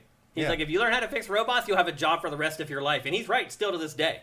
I would have a job right now. But like the comparison of that to like a text prompt enterer is nonsense. Yeah. Like that's not a useful thing. There's no such thing as being because better at I'm so skilled at text prompt. Yeah, I can find a Google search too, dumb shit. Like it's just stupid. Yeah. All right, let's move on. It's going to hurt a lot of people. Yeah, it will. And that's not even a talk about how much, like every time you do a single text prompt on ChatGPT or Midjourney, it's like pouring a bottle of water out on the ground. Right. Environmentally, it's a disaster. Horrible. You're right. Like it's just like crypto mining. I hate AI. Crypto mining was terrible for the. I don't even like calling it AI because it's not AI. Yeah. Like I like the idea of an actual AI situation. That is an actual interesting scientific idea. But this is just a product that doesn't actually do what it says. It's just creating mashups out of Google. That's all it is. It's out of a search engine. Yeah, it's just doing collages that are from a search engine. So heavily collaged that the human eye can't tell the difference. But again, like one of the best examples I've heard was a college professor stuck googly eyes on a pencil. And had like, I'm Jimmy the Pencil. Like Rare's character models. Yeah, basically. Made a Rare pencil. I'm Jimmy the Pencil. I like to help kids write. I don't know if he actually sounded like Mr. Hanky. But and then in the middle of doing the thing, he just snapped it in half. And all his college students gasped. He's like, and he's like, that right there, that's AI. Yeah. Our ability to personify and characterize something that has no personality and characterization. That's what's happening here. Yeah, it is. It's that's because we're assigning it. Because the Turing test is something we fail. Yeah. Not like whether we are convinced that a robot sound or an AI language model sounds convincing has nothing to do with whether it's actually thinking. No, it's just it's fooling us. But it's just fooled me. We put faces on everything. Well, you're saying like it fooled me good enough. Yeah. That's basically what you're saying. I don't know. Look, there's a wolf in that bush. It's like that's literally what's happening. I know. Yep. We got to move on. I'm trying to get under 3 hours today. We'll see if it happens. We all need to move on collectively as a society. From AI. Yes. Yeah. Next up, we got an announcement yesterday that a brand new Tomb Raider animated series is debuting on Netflix on October 10th. It's called Tomb Raider: The Legend of Lara Croft. One thing I will say, Matt, is that it goes back to kind of the old Lara. Not this Lara, where she's kind of evolved and she's a woman. It kind of goes back to the... It seems like more of a traditional Indiana Jones mold. Yeah. And I guess the plot is that she's stealing some shit from some indigenous people, and that's the hell. We are raiding some tombs. She's the Tomb Raider, not the Tomb Respecter. Well, I think actually what happens is she is out on assignment doing her tomb raiding or whatever, and a very expensive and rare artifact is stolen from Croft Manor. So she comes back to investigate. I know. She comes back to investigate. Oh, no. Yeah, and that's the crux of the show, basically. How do you like it, lady? But that's the basic plot of the show. Again, it launches on October 10th. Matt, they're making shows about anything now. Also announced this morning, Yakuza Like a Dragon is coming to Amazon Prime. I believe that's also in October. Mm-hmm. It'll be interesting to see if there's interest in that. I mean, I just wonder how many Netflix viewers care about what? Yakuza. Tokyo Vice is one of the biggest shows of the last 2 years. Is it? Yes. Oh, I didn't know that. They are absolutely going to care about that. I didn't know that at all. I haven't even heard of that show. What is it? It's based around Yakuza stuff and kind of Japanese underworld subculture stuff. It's based on a supposedly autobiographical book I read long ago called Tokyo Vice. But like, there's questions about. It's about like a Japanese American guy who moves to Japan and lives there for a while and gets caught up in a bunch of stuff. He's like a reporter or whatever. There's a bunch of questions about how legit true it is. Yeah. But it's a good story. Yeah. And apparently it's a good series. I haven't seen it, but I know it did very, very well. Got a season 2. Okay. I've never heard of it. But you're right. And if people into that, they'll be into Like a Dragon. And Shogun was the hottest thing this year. I mean, Japan is hot. I have a buddy who's in Shogun, Derek Mio. He was an editor at Game Trailers, a video editor. It's pretty crazy. And I saw the one shot of Kiryu with the tattoo. I mean, he looks the part. Yep, like it does. I think it'll be. And again, it's you don't need to know the game to be interested in that. Yeah. So I think it'll do well. Yeah. I did think it was funny that they called this a Tomb Raider anime. Yeah, it is animated. It's animated, but I mean, it's not anime. Yeah, but they're using anime. Well, of course, because that's how tween boy. Because that's how you signal that a cartoon is for adults. Yeah, we're taking it seriously. It's anime. Or I mean, teen boys are into anime. They're watching anime. Well, more everyone's than they're watching into anything anime. else. I'm not. I actually. You're not a teen. I care less about anime now than maybe ever, to be honest with you. You're not a teen, but literally everyone under a certain age is into anime. Oh, I know. When my nephew came here, we spent half the time going to like anime places. I'm just saying, don't say teen boys because it's teen everyone. girls like it too. It's everyone. It's universal. Like it's. And as someone who was into anime as a kid in the 80s when no one cared about anime, it's amazing. Yeah, I was there too, yeah. I mean, that's all like stuff like Sailor Moon and Dragon Ball and Naruto and everything airing in the late 90s, early 2000s. Like that generation grew up with it on television and they don't think that's what they like. And it's great. I mean, it's not amazing because I can't remember the last anime series I actually liked. Me either. But and we're not showing you the trailer for it. It is up on Sifted if you want to check it out. But Netflix gives us copyright strikes for showing anything. Yeah. Literally anything. They are one of the most litigious outlets on all of YouTube. No promoting Netflix. It's really insane. It really is. But every time we run something from Netflix, we get a copyright strike, so we'll never run it again. And I do find it interesting that even though it is more old school Lara, she's still using the bow. Like, I think the bow is eternally here to stay. Going to be a part of her. I think so too. One way or the other. Yeah.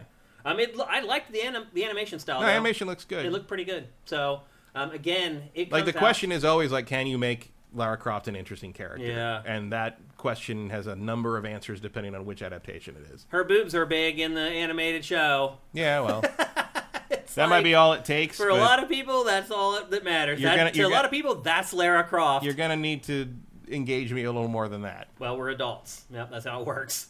So anyway, that debuts on October 10th. Next up, Ubisoft announced yesterday, Matt, that it has assigned Ubisoft Toronto to work on the Prince of Persia: Sands of Time remake.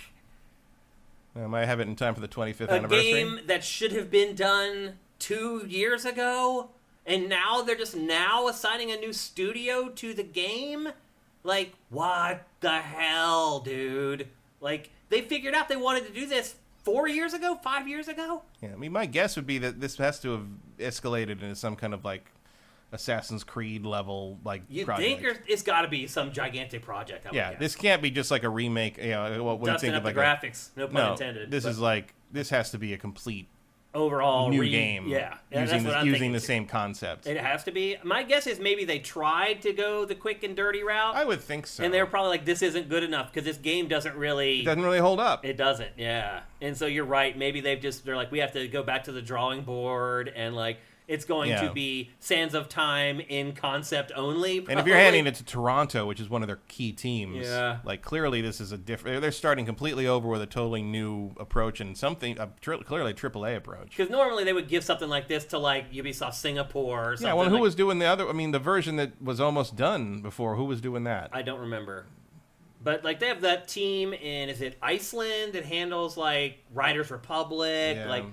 They have all these smaller teams. Usually they give stuff like that to those teams instead of Toronto. So you're right. It sounds like they're going to put some money and some oomph behind it. But this also tells us that we are not going to see this game at Ubisoft Forward on Monday. It's not going to be there. No. That's one prediction I could scratch off the paper for the big press conference on Monday. Do you think anyone's going to care about this game, Matt? I mean, maybe when it's finally out. But like... Feels like people don't care about Prince of Persia. Well, by this point, by the time that comes out, it's just going to be a new game. Yeah. You know, like who cares about whether? I mean, Prince of Persia. I think the one in January was very good, but it was just priced too high. Well, that one did not do well, and now Rogue Prince of Persia came out last week. Like it got like we have like one review on Sifted for it. Like the I didn't even realize it was out. Yeah, it launched in early access. I don't even know what that is. Week. It's a roguelite Prince of Persia. Oh right. Yeah. They knew which one to push of those two at least. Like the January one was the star. It feels like no one cares about that IP. But well, I think if you make it a full 3D adventure RPG, you could probably pull something off. Yeah. But like again, tying it to the Sands of Time game, I mean conceptually sure, but like trying to like push it as like the people who like that are in their 50s now. Yeah. We will be by the time by the time it comes out. So I don't know if that's going to buy you any cred. Yeah. If you just look at it as like another Ubisoft game, big AAA Ubisoft game, sure, much as anything else, Yeah. So anyway, that's the latest, and we probably maybe you should just call it Assassin's Creed: Sands of Time. That actually might be a good idea. Yeah. Who's to say that dagger isn't a piece of Eden? No, you're right. Yeah. I mean, I feel like people just organically have kind of mashed those two franchises together. It's Assassin's Creed started as a Prince of Persia game, so like, why not? Yeah. Just throw, there's a Ubiverse. There's Watch Dogs Legion. Watch Dogs takes place in the same universe as Assassin's Creed. The Division seems to reference a bunch of so like you can do Dead Sex mentioned in the Division, isn't it? Yeah. So like you could Prince of why not? Yeah, why not? Do people really even care about that crap? Who's it gonna hurt? It doesn't feel like it. And then our final topic for this episode's housekeeping. Big previews went up today for Elden Ring Shadow of the Erd Tree. We curated like 3 or 4 different previews to sifted.net. They're there right now. Matt, the overarching theme pretty much of all the previews was, I knew this was going to be hard. I didn't think it was going to be this hard. Yeah, they are... Most of the previews are like, I have this level whatever knight that could one-shot most of the bosses in the base game, and I can't even scratch the enemies in Erdtree. I mean, the DLC on these is always very hard. We talked about it They're last always week, expert level. and it looks like it is borne out that way, that it is going to be a test of your mettle. So, Elden Ring fans, you might want to prep. In fact, we curated a guide this morning that basically mainlines you through all the things that you need to do to be able to play Shadow of the Erdtree. So check that out too if you're like me and you're maybe only made it halfway through the game. IGN did a great job on that guide, basically telling you step by step what you need to do to get yourself ready for this DLC. But, I mean, if you haven't only made it through halfway through Elden Ring, you may not want to play this DLC, Matt. It may just shatter your ego to bits. So, just something to keep in mind. If you're a big Elden Ring fan, get ready. Your build and your character that you have used throughout the base game and was just wrecking shop may not be wrecking much shop once you start playing Shadow of the Erdtree. It looks like it's going to be a real challenge. And coming from a studio like From Software, no thanks. Oh, and like we were talking about how, like, you know, surprisingly hasn't been a lot of buzz or people talking or speculating about the trailer and stuff. Turns out that a lot of the influencers have had the game for a while, or have gotten a demo, and they can't talk about that. So, like, I think a lot of the reason there's no I think buzz that's what happened today. Is that they were under NDA until this happened. So, like, they didn't want to do impressions of the trailer. They're not drumming because, up all the furor online and getting people excited. Well, because they also didn't want to accidentally say something they couldn't say. Right. You know, like, it was like, why would you get up there and pantomime speculating about things you already know? You know? All the previews from today were based on the first 3 hours of the DLC. So all the outlets got to play the first 3 hours, and then that's where they got shut down. So, again, even if you're really good at Elden Ring and you felt like you waltzed through the end of the game, you might find yourself having a severe challenge with Elden Ring, the Shadow of the Erdtree. And with that, I think it's time to get on with all our hype fest for not E3 2023 and for the Ubisoft press conference and all that stuff. That's what this show is for, to get you hyped, to get you excited for the week to come. Before we do that, let's hear a word from our sponsor, LS Cream. LS Cream is a fine cream liqueur created by fellow gamer and sifter Stevens Charles. It's inspired by an ancestral recipe from Haiti called Crémasse, and a double gold winner for its original taste at the New York Wine and Spirit International Competition. LS Cream can be enjoyed on the rocks or as a mixer for drinks with its rich blend of fresh cream and neutral grain spirits with notes of coconut, vanilla, cinnamon, and nutmeg. It's great in coffee or to make espresso martinis. To learn more, discover amazing drink recipes, or to track down your own bottle using a handy store locator, head to creamls.com/sifted. That's creamls.com/sifted. So let's be honest, people. Over the next week, you're going to be doing a lot of sitting. You're either going to be sitting in front of your TV on the couch, watching all the press events, or you're going to be sitting on your computer chair in front of your computer, watching all these events, or you're going to be logged into Sifted, checking out our coverage. The next week is going to be awesome, but it's going to require a lot of sifting and lounging, and that is where LS Cream comes in. Crémasse Dadass with a black bottle of LS Cream. I saw somebody in the chat say that they can't find it. Major Skittles says, I keep looking for LS Cream in my local stores with no luck. Major Skittles, where do you live? Because the owner of LS Cream may be in chat. I haven't seen him yet. Have you? No. Lesteved might be here, and he literally, you can tell him that you can't find it, and he can work on getting it into your area. Major Skittles is in South Texas. So, Lesteved, or Steve, if you're watching the archive of this or listening to the archive of this, there's people in South Texas that cannot find it at the stores. Now, Major Skittles, I would obviously say that you can just use the handy store locator at creamls.com and get it shipped to you. But I understand, because I have demanded of you guys to go to stores and demand that they stock LS Cream. So first of all, thank you for doing that and trying to find it. But second of all, if you really want it, you can order it online. But I would recommend you keep banging on that liquor store until they stock LS Cream. And make sure that they Crémasse dead ass. Khalib Twilight says, still not in Europe. Okay.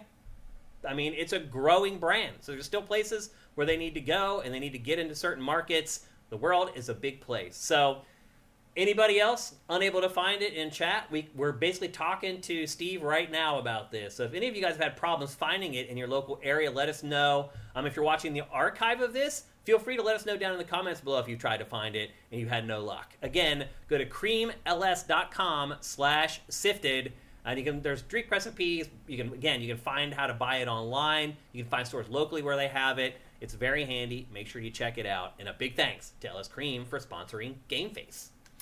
And with that, it's time to talk about Sony's State of Play for May 2024. This is basically the closest thing we're going to get to PlayStation's E3 2024 press conference. My guess is we won't get another State of Play for months. That's usually every 2 to 3 months. It seems like we're getting them now. And so this is what Sony would have done probably for its big PlayStation press conference. Matt, before we get into this going like game by game, what were your overall impressions of the showcase? This sucked. Yeah? You thought it sucked? Yeah. I think this is maybe the worst Sony presentation since Ridge Racer. There's been and some it wasn't, bad and ones. it wasn't even entertaining like that. Okay. Was. I mean, there have been some bad State of Plays. You probably just don't remember them. But there have been some really bad ones where there's like third-party games that really nobody cares about. Yeah, I don't remember. And a couple PlayStation There VR are games. 2 things in this whole thing I have even slight interest in. Wow, I'm surprised to hear that. Okay, I thought it was okay. I think if I had gone to a theater in downtown Los Angeles to go to this thing and the whole rigmarole that involved, Matt, and you know what it's like. You get there, it's a big clusterfuck, and you got to check in, and then you hang out in this area where you eat hors d'oeuvres for like 3 hours out in the sun. It's like this long. Mm-hmm. You remember that? Oh yeah, I like that. I like that you work very hard to not swear on this show, but even you don't know that there's no word other than clusterfuck to describe going to a Sony press conference. It's true though. It's true. Yeah, it's true. And so especially when we had to fly and we get here into the same day, same morning. Because you were coming from the Bay Area. We've been up since 5 in the damn morning. We get here and there's like, here's baby burritos, and it's just like, oh, die. Yeah. Like, and no bathroom. No. Or then there was sometimes there were years where they didn't even feed us. I know. And you just stand out in the sun, waiting for it to start. So anyway, if that had all happened, and I'm sure you people are crying the blues, you're like, listen to Shane and Matt, they had to eat a baby burrito to go to the PlayStation press conference. I understand your perspective on that. But my point is, if I went through all of that and then went into the theater and I saw this, I would have probably given it like a D-. Because there's hardly any first-party stuff there. And we're going to get to what first-party stuff was there, and it's not on the level you would expect from Sony's E3 press conference. Like, if you think back to the Ridge Racer days, like, think about how many big first-party games were in those presentations. Oh, yeah, they were trying. Like 15. And now it's like we get 1 or 2, and that's supposed to be good enough. And not even anything, like, super embarrassing. Like, the baby burrito year was the same year as Cyberworld. Right. There was always something embarrassing in those pressers. Always at least something. And then there was the one year I sat in front of like these insane PlayStation fanboys who were clapping for and yelling their heads off for everything. I was just like, dude, like, are you freaking kidding me? Like, I understand you're a fan. Like, at least cheer for the stuff that looks good. Like, and that was like weird to see that develop over that time because previously the only time you had to deal with that was at Nintendo. Right.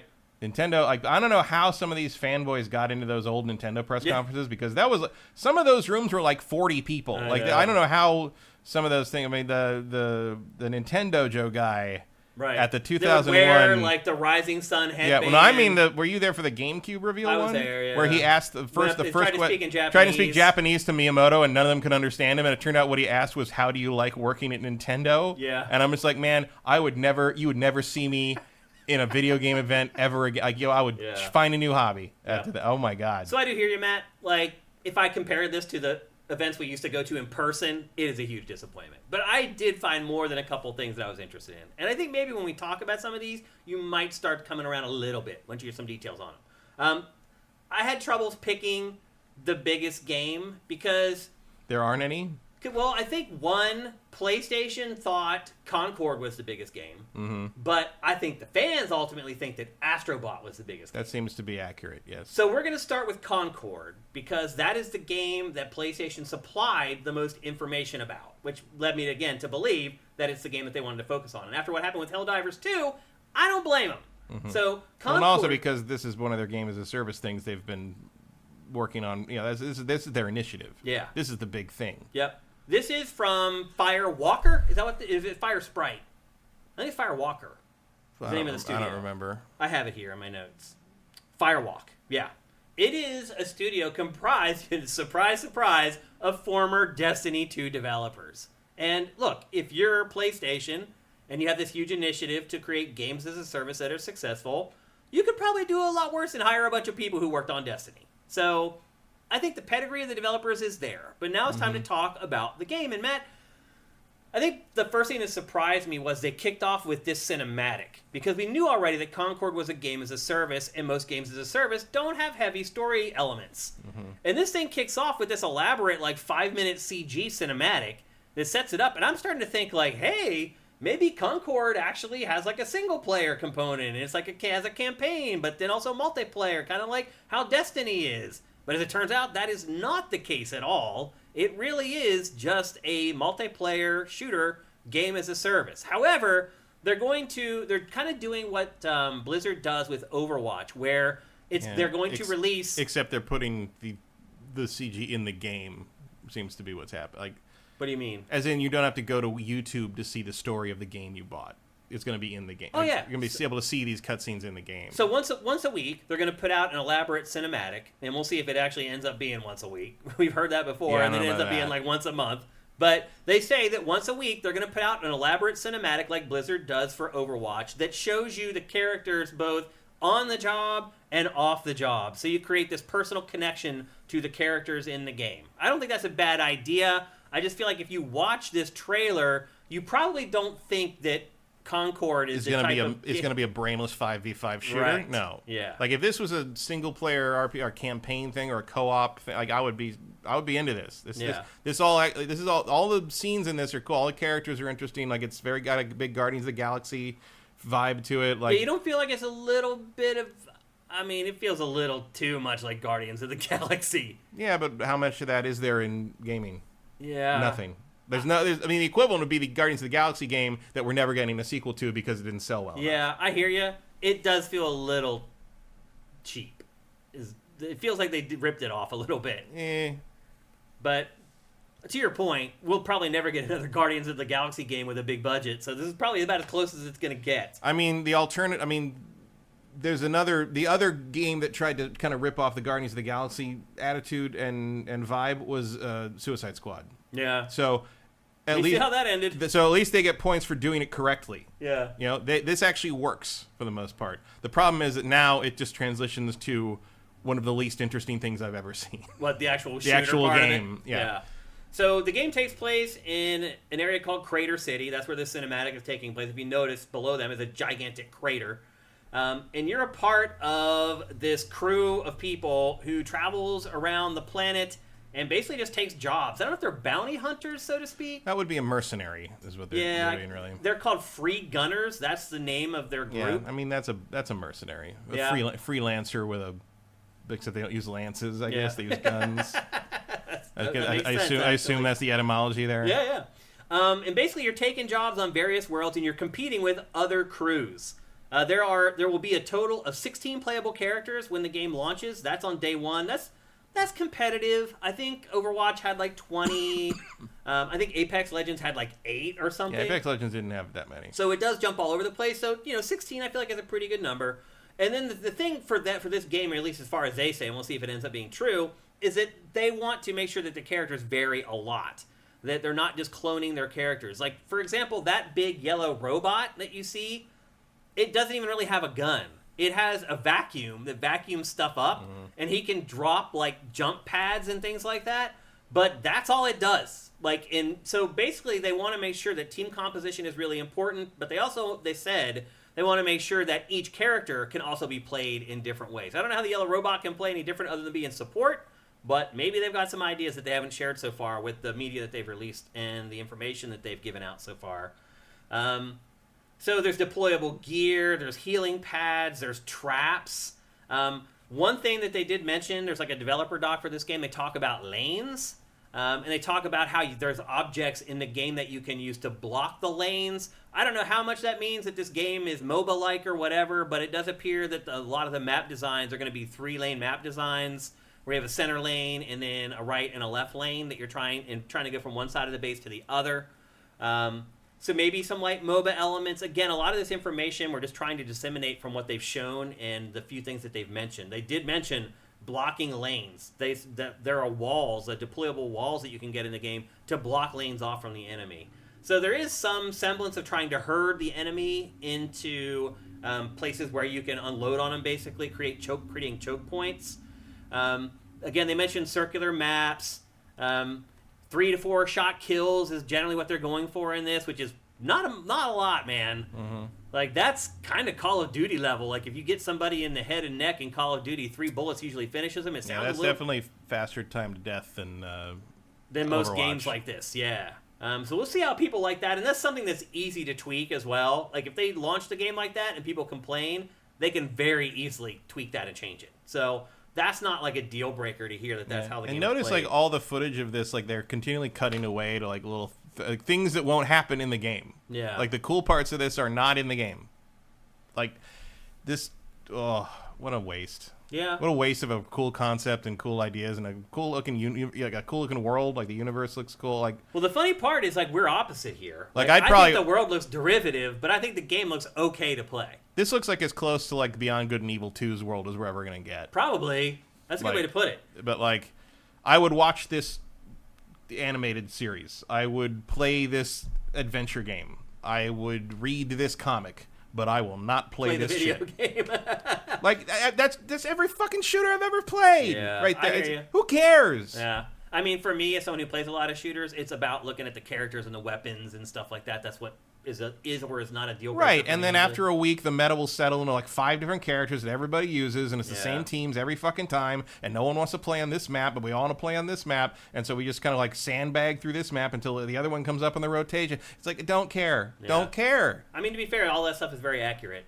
There's a beta coming up pretty soon. The game releases on August 23rd this year. Mm-hmm. So it's coming out pretty darn soon. The beta is going to be in July. And one important thing here, Matt, this game is not free to play. No, that's shocking to me. So they're following the Helldivers 2 model here. They're like, they'll probably charge $40 for it, and this is not going to be Helldivers 2, though. I can tell you that already. No. It's too similar. Too generic. Yeah, it's too similar to the other shooters. Helldiver's advantage is it's not really like anything else once you kind of settle down into it, and for good or for better or worse. Yeah, yeah.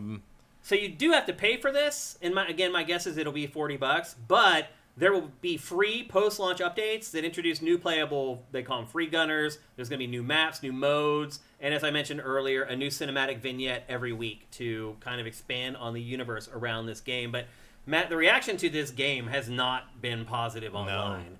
No. And most people are chiding it for being very similar to Guardians of the Galaxy. The one character in particular might as well just be from the Guardians of the Galaxy. What, the Star Child yeah. guy? I mean, yeah, he's just Drax. Yeah, I mean, it's pretty shameless, honestly. The other characters are unique, but they still have the kind of the same vibe as Guardians of the Galaxy. It's very tongue-in-cheek, very hook, yuck, yuck. Lots of laughs, gags, that type of stuff. I might be willing to give this like a shot at moderate success if it was free. Yeah. But well, my guess is, Matt, it will be free very quickly. Yeah, I suppose. My guess by January, by the time it had a holiday season to go through sales where it doesn't sell, I think in January you'll start hearing the rumblings about it going free to play. Mm-hmm. And then eventually it will, and they might be able to turn this into a successful free to play game, but looking at it right now, as a game that you pay for, I think it's going to be a tough sell. Yeah, and this is sort of emblematic of what I was concerned about when they said that we're doing 10 game-as-a-service games. My concern was, I mean, I don't care. It's like it's easy for me to ignore a game-as-a-service game for the most part.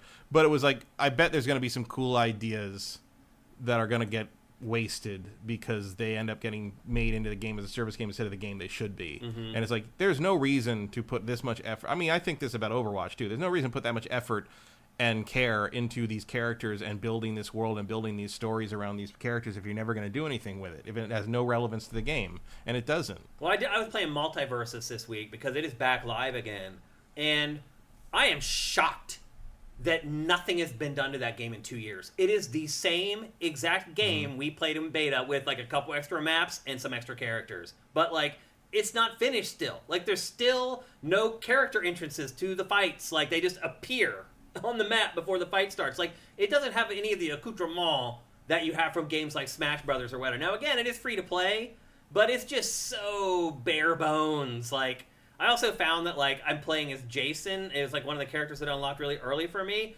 and I've lost one match as Jason. Like Voorhees? Yeah. I've lost one match playing online with Jason. Like, I literally can just spam the same attacks, and nobody can stop it.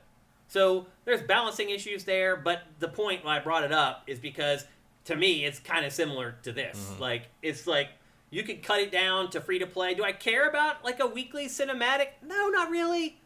Like, if it's free and the game is fun to play, I don't really care about that extra crap. Like, to me, stuff like that matters if you have a campaign. You want to make a Guardians of the Galaxy game or a Star Wars Outlaws out of this? I'll play that. Yeah. But like this, no. Yeah. I'll probably watch the cutscenes on YouTube. Yeah. Because I think they're interesting. I mean, I like watching the Overwatch cutscenes. Yeah, same. Because they're just done really well, you know? There was a small chance I might have jumped into Overwatch 2 if the PvE kind of the story-driven campaign stuff actually happened, but they killed all that. Now it looks like it's never going to happen. No.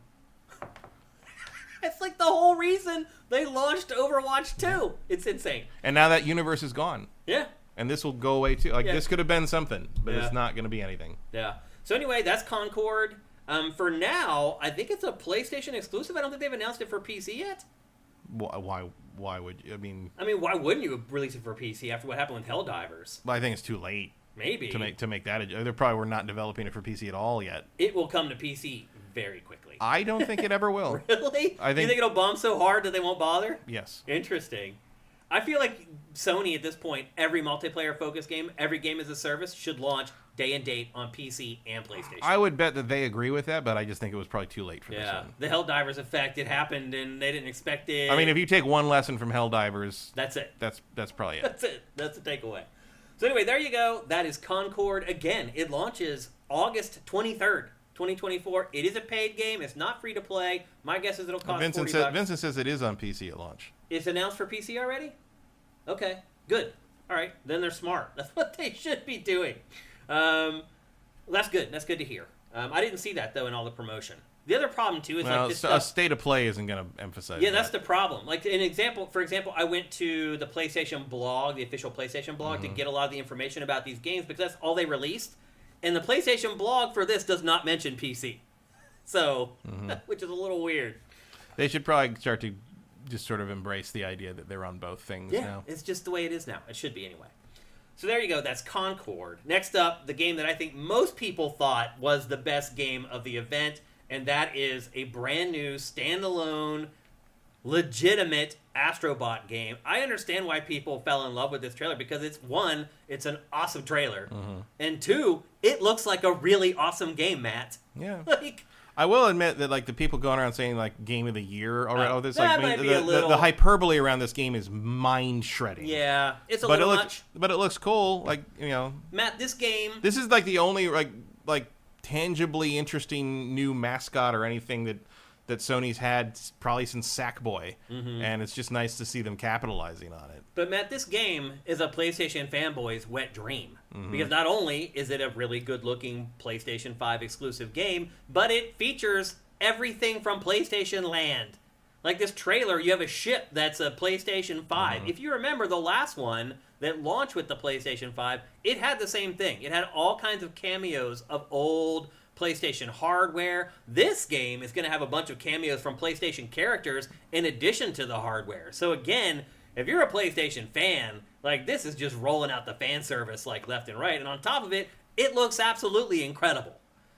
Team Asobi, which is the team behind this franchise, says that it's at least 4 times bigger than any prior Astrobot game. And to be fair, I think the one at launch was 2 hours long. Yeah. It wasn't that long. This seems like a proper full-fledged 3D platformer. Game. Yeah. There are 6 different galaxies in the game, and then there are 80 different levels spread across those 6 different galaxies. And the objective of the game is for Astro to recollect his scattered crew. I don't know if the scattered crew are all PlayStation IP characters. I don't know if that's what it is. If you're rescuing they all seem to be Astrobots dressed as them, I think. Right. Yeah. But that's the objective of the game, and the story reignites Astrobot with a lot of the friends from the PlayStation universe. So it looks like there's going to be a lot of cool Easter eggs and stuff hidden inside there. The way the game works, it's kind of cool. Like, you actually kind of fly out in space on what they call the dual speeder. I don't know if that's the PlayStation 5 ship or whatever. Yeah, I think that's the dual would indicate that's the that's the controller. The controller ship that you fly on, I guess. And basically, you dive down to the planets from outer space and go into the planets, and then the levels just start. They remembered the light guns. That's cute. I mean, this trailer is very clever. If you're a PlayStation fan, there's all kinds of cool stuff hidden in here.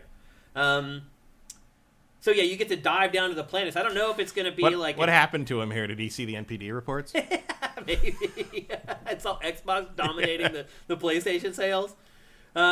Just like they did say though already that just like the prior games, it will make full use of the DualSense controller. He will have 15 new abilities total. And a lot of those are reliant upon the haptic feedback and the adaptive triggers of the DualSense controllers. There's a thing called the Barkster, which is like a bulldog booster that lets you air dash and smash through enemies.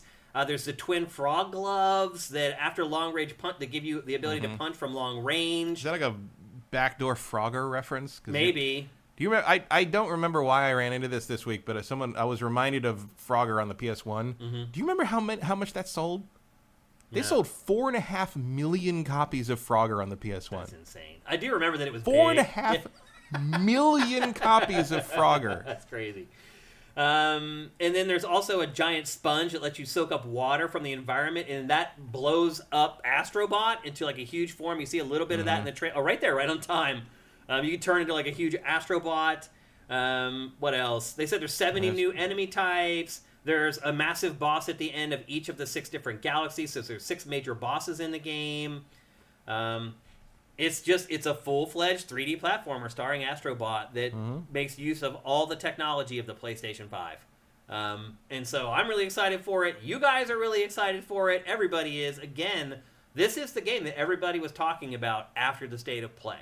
And to your point, Matt, maybe that is an indictment of the quality of this State of Play. Yeah. I mean, this does look really good. Yeah. I'm not trying to take away from it, but it is sort of indicative of what we're working with this year. That this is the top of everybody's list. Yeah.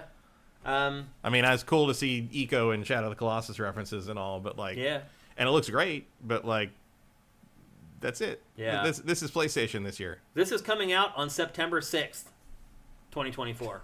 So you get Concord in August, and then you get this in September. So there's actually 2 months in a row with a PlayStation exclusive to buy. I'll tell you right now, that deserves a round of applause on GameFace. I mean, I wish it wasn't coming. I wish it wasn't coming a week after Outlaws, because I guarantee you, I'd rather be playing Outlaws unless something goes horribly wrong. And you will probably still be playing Outlaws by the time this comes out. Yeah, yeah. I both will be. I will jump on this when on September 6th. Although Ubisoft takes pretty good care of us, so I might be able to get both of us early codes of Outlaws. We'll see how that goes. So we'll see. But anyway, that is Astrobot. No subtitle. They're just going back to the OG Astrobot. They know that the others were VR, so no one really remembers that. It's going to sell for real money. So my guess is it may only be $40. Who knows? But probably not. I feel like this is going to be a full price game. Yeah. So anyway, it's Astrobot. It comes out on September 6th. AJ asked, "You see Sony implementing PSVR2 support for the Astrobot game?" I mean, that's a good question, but I don't think so. Probably not. It doesn't. I mean, I feel like unless there's like a side mode kind of thing that you can do it with. I feel like they would have mentioned it. Yeah. I don't think it would look that good if it was going to be that playable. game is not VR, of course not. But I'm saying maybe the way Battlefront had a VR X-wing level. Yeah, like you could do something like that. You can use maybe. Possibly, yeah. I mean, on the first PlayStation honestly, VR, just include the VR game. Yeah, why not? Just throw it in there. Yeah. Well, the first PlayStation VR, everybody already has it. Probably the coolest thing I played. Yeah. Because I didn't have to move; I could play without getting sick. And I remember just sitting in my chair and looking down at my feet, and the Astrobot was running around my legs, and I was like, "What?" And I'm like trying to touch him. Like, that was one of the moments where I was like, "PlayStation VR is pretty cool." That made me come on GameFace and recommend it. And again, I've said it many times. One of my biggest regrets as a games journalist is recommending PlayStation VR 1. Quister says, "Do you think PlayStation held back some games for PS5 Pro reveal?" No. I think this is literally all they what it has. Unless you wanted some trailers of a Naughty Dog game that comes out in 2028 or something. Yeah. I think it was either this or trailers of things we won't be playing for years. Yeah. Next up, And in the end, I think I prefer this. Yeah, me too. Yep. Next up, gameplay trailer for Monster Hunter Wilds. Definitely, probably the biggest, honestly, probably the biggest thing in this press thing. I mean, in terms of what will have the most impact in sales, yeah, this is going to probably sell the best of whatever. And this trailer doesn't give up a ton, other than you can see right from the beginning that story is a bigger element in this Monster Hunter than it is in other ones. Although, if you read what Capcom wrote about the story in this, I have my doubts. Like, I feel like they maybe... If I know Monster Hunter, you get that cutscene at the beginning, and that's it. And then never get another one. You'll never hear another word from these people. But they did share a bunch of information about the game, again, on the PlayStation blog to give us some information. It was very weirdly written. It was hard to glean a lot of information. A lot of words, but not a lot of real information there. But here's what I was able to get out of it. So every locale monster in person is supposed to act with their own thoughts and motivations. We've heard that before about video games, and that's never come to fruition. It says combining dynamically to bring an immersive and constantly changing ecosystem. Basically what they're saying is the creatures in this, they move in herds and they work together as a team if they're in a herd, and then other creatures that aren't in the herd will interact with the other herds and like start fighting each other out in the open. You can jump into fights between monsters and like they'll be half of their health like removed, and it's a tactic in the game to kind of capitalize on conflicts between the monsters out in the open world. That could end up being kind of cool. When you encounter a large monster while you're out exploring on your own, you just enter the quest seamlessly. It just starts. The quest just kicks off as soon as you get within a certain vicinity of a monster. So it's not like something where you go back to this area, you start this quest, you go out and do the quest, you come back and turn the quest in, then start the next one. It sounds like quests are going to happen in this a lot more organically than they have in the past, which to me is a huge upgrade for this franchise. Mm-hmm. I hate that about Monster Hunter. I have to keep going back to the base after every like major... The stop-and-go nature was always one of its weak points. It always made me quit playing. I'd go back, and I'd be like, okay, this is a good place to stop. And then I wouldn't play again. I would just stop for good eventually. The weather is a big deal in this as well. There are extreme weather conditions that will transform the locations in unexpected ways. They said the environments will change drastically. Monsters and organisms will change and adapt according to the changes in the environment, again, resulting in a world that feels truly alive. They're hunting the wild buzzword. Pretty much. Immersive. They use it like 8 times to describe this game. There's a new mount in the game called The Secret. Haha. It's spelled differently, but it's pronounced the same. They're like these small but nimble creatures that you can ride. And they have like a really strong sense of smell. So you can basically go on the map and tell them where you want to go, and they'll just automatically run there. You don't have to manually like control them. And that's important because you can do a bunch of stuff while you're mounted on the mount. You can, obviously, combat is something that you can do, but you can also, like, collect resources and do a bunch of other stuff. You have this, like, hook shot in the game, and it's been in prior games, but they've really expanded it in this, and you can use it while you're mounted. And you can use the hook shot to just snag, like, items if you want to. If you don't want to run all the way and get them, you can just use the lasso or whatever and lasso them. What else? There's no new weapons in the game. It has the same 14 weapons that the last couple games have had. It just feels like they've just reached the law of diminishing returns on it at this point. Yeah, Monster Hunter's weapons are what they are at this point. Yeah, it feels like they've kind of hit the hilt on that. There's a brand new focus mode that gives you more precise control over how you guard, aim, and attack, which, again, a very welcome addition. They also said that targeting the weak points on the monsters was a big focus of this, and so that focus mode ties into that. They also said it makes it easier to adjust your distance to the monster and aim your attacks again, something that has been annoying in Monster Hunter for a really, really long time. Anything that they can do to make the combat feel more like it's attached to the character, I'm all for. Again, it's been a problem for a while. You get special bonuses if you played Monster Hunter World. There's fully voiced conversations in the game, which again, I think they're trying to make that point by starting the trailer with the cinematic. So it does appear it's going to be a little bit more story-driven, a little bit more narrative in the game than prior games, but most importantly, it seems to be fixing the things that annoy me about the game or have annoyed me about the franchise for a while. So I'm pretty excited for this. We still don't have a release date for it, unfortunately. I thought maybe they'd give that to us in this when they showed it, but they didn't. So that is Monster Hunter Wilds. Any quick thoughts on it, Matt? No. No? Not for me. You still won't get into it, play it very much? Nope. I still believe it will play like a clunky garbage covered in molasses, and I don't like the theme. I don't like the concept. I don't like the whole "let's go murder animals to make hats out of them" thing, because they've never come up with a good reason to do it. Yeah, isn't it? It always feels weirdly cruel. Well, they never say that they need the meat to survive. No, it's never that. Like that. You know, I mean, World was the worst about that, where it's like, we need to study them, go kill them all, and bring them back their skin. You know, it's like, okay, that's science, sure. Yeah. And that first, and I played them before. I played Try on the Wii a lot, and all that, you know, because I had people online that wanted to play it. I played that for like 200 hours. But I think the stop and go constant, like, you know, you constantly ending up at proper stopping points, I think is, like you said, is a big problem for me in terms of the flow of it. And it, like the tutorial of Worlds is like, go hunt this thing that's minding its own business, and then you hit it a bunch, and then it gets injured and runs away limping and crying and you have to track it down and murder it. And I'm just like, I don't want to play this anymore. Like, that was it, and that's the end of Monster Hunter for me. Well, like, for me, I feel like with Monster Hunter, it's like, and it's not fun. I don't think it's fun. I think once you dive into one of them full bore, like I said, I played the Wii one for 100+ hours. Once you do that, I feel like it's really hard to get hooked on another one, man. Yeah, probably. But also, like, I played Try for probably close to that.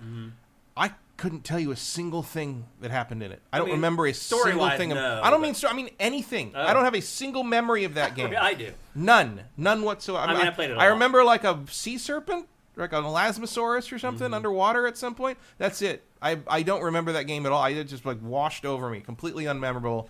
I'll just play Dragon's Dogma 2 again. Thank you. That's the implementation of this sort of general concept that works for me. Okay.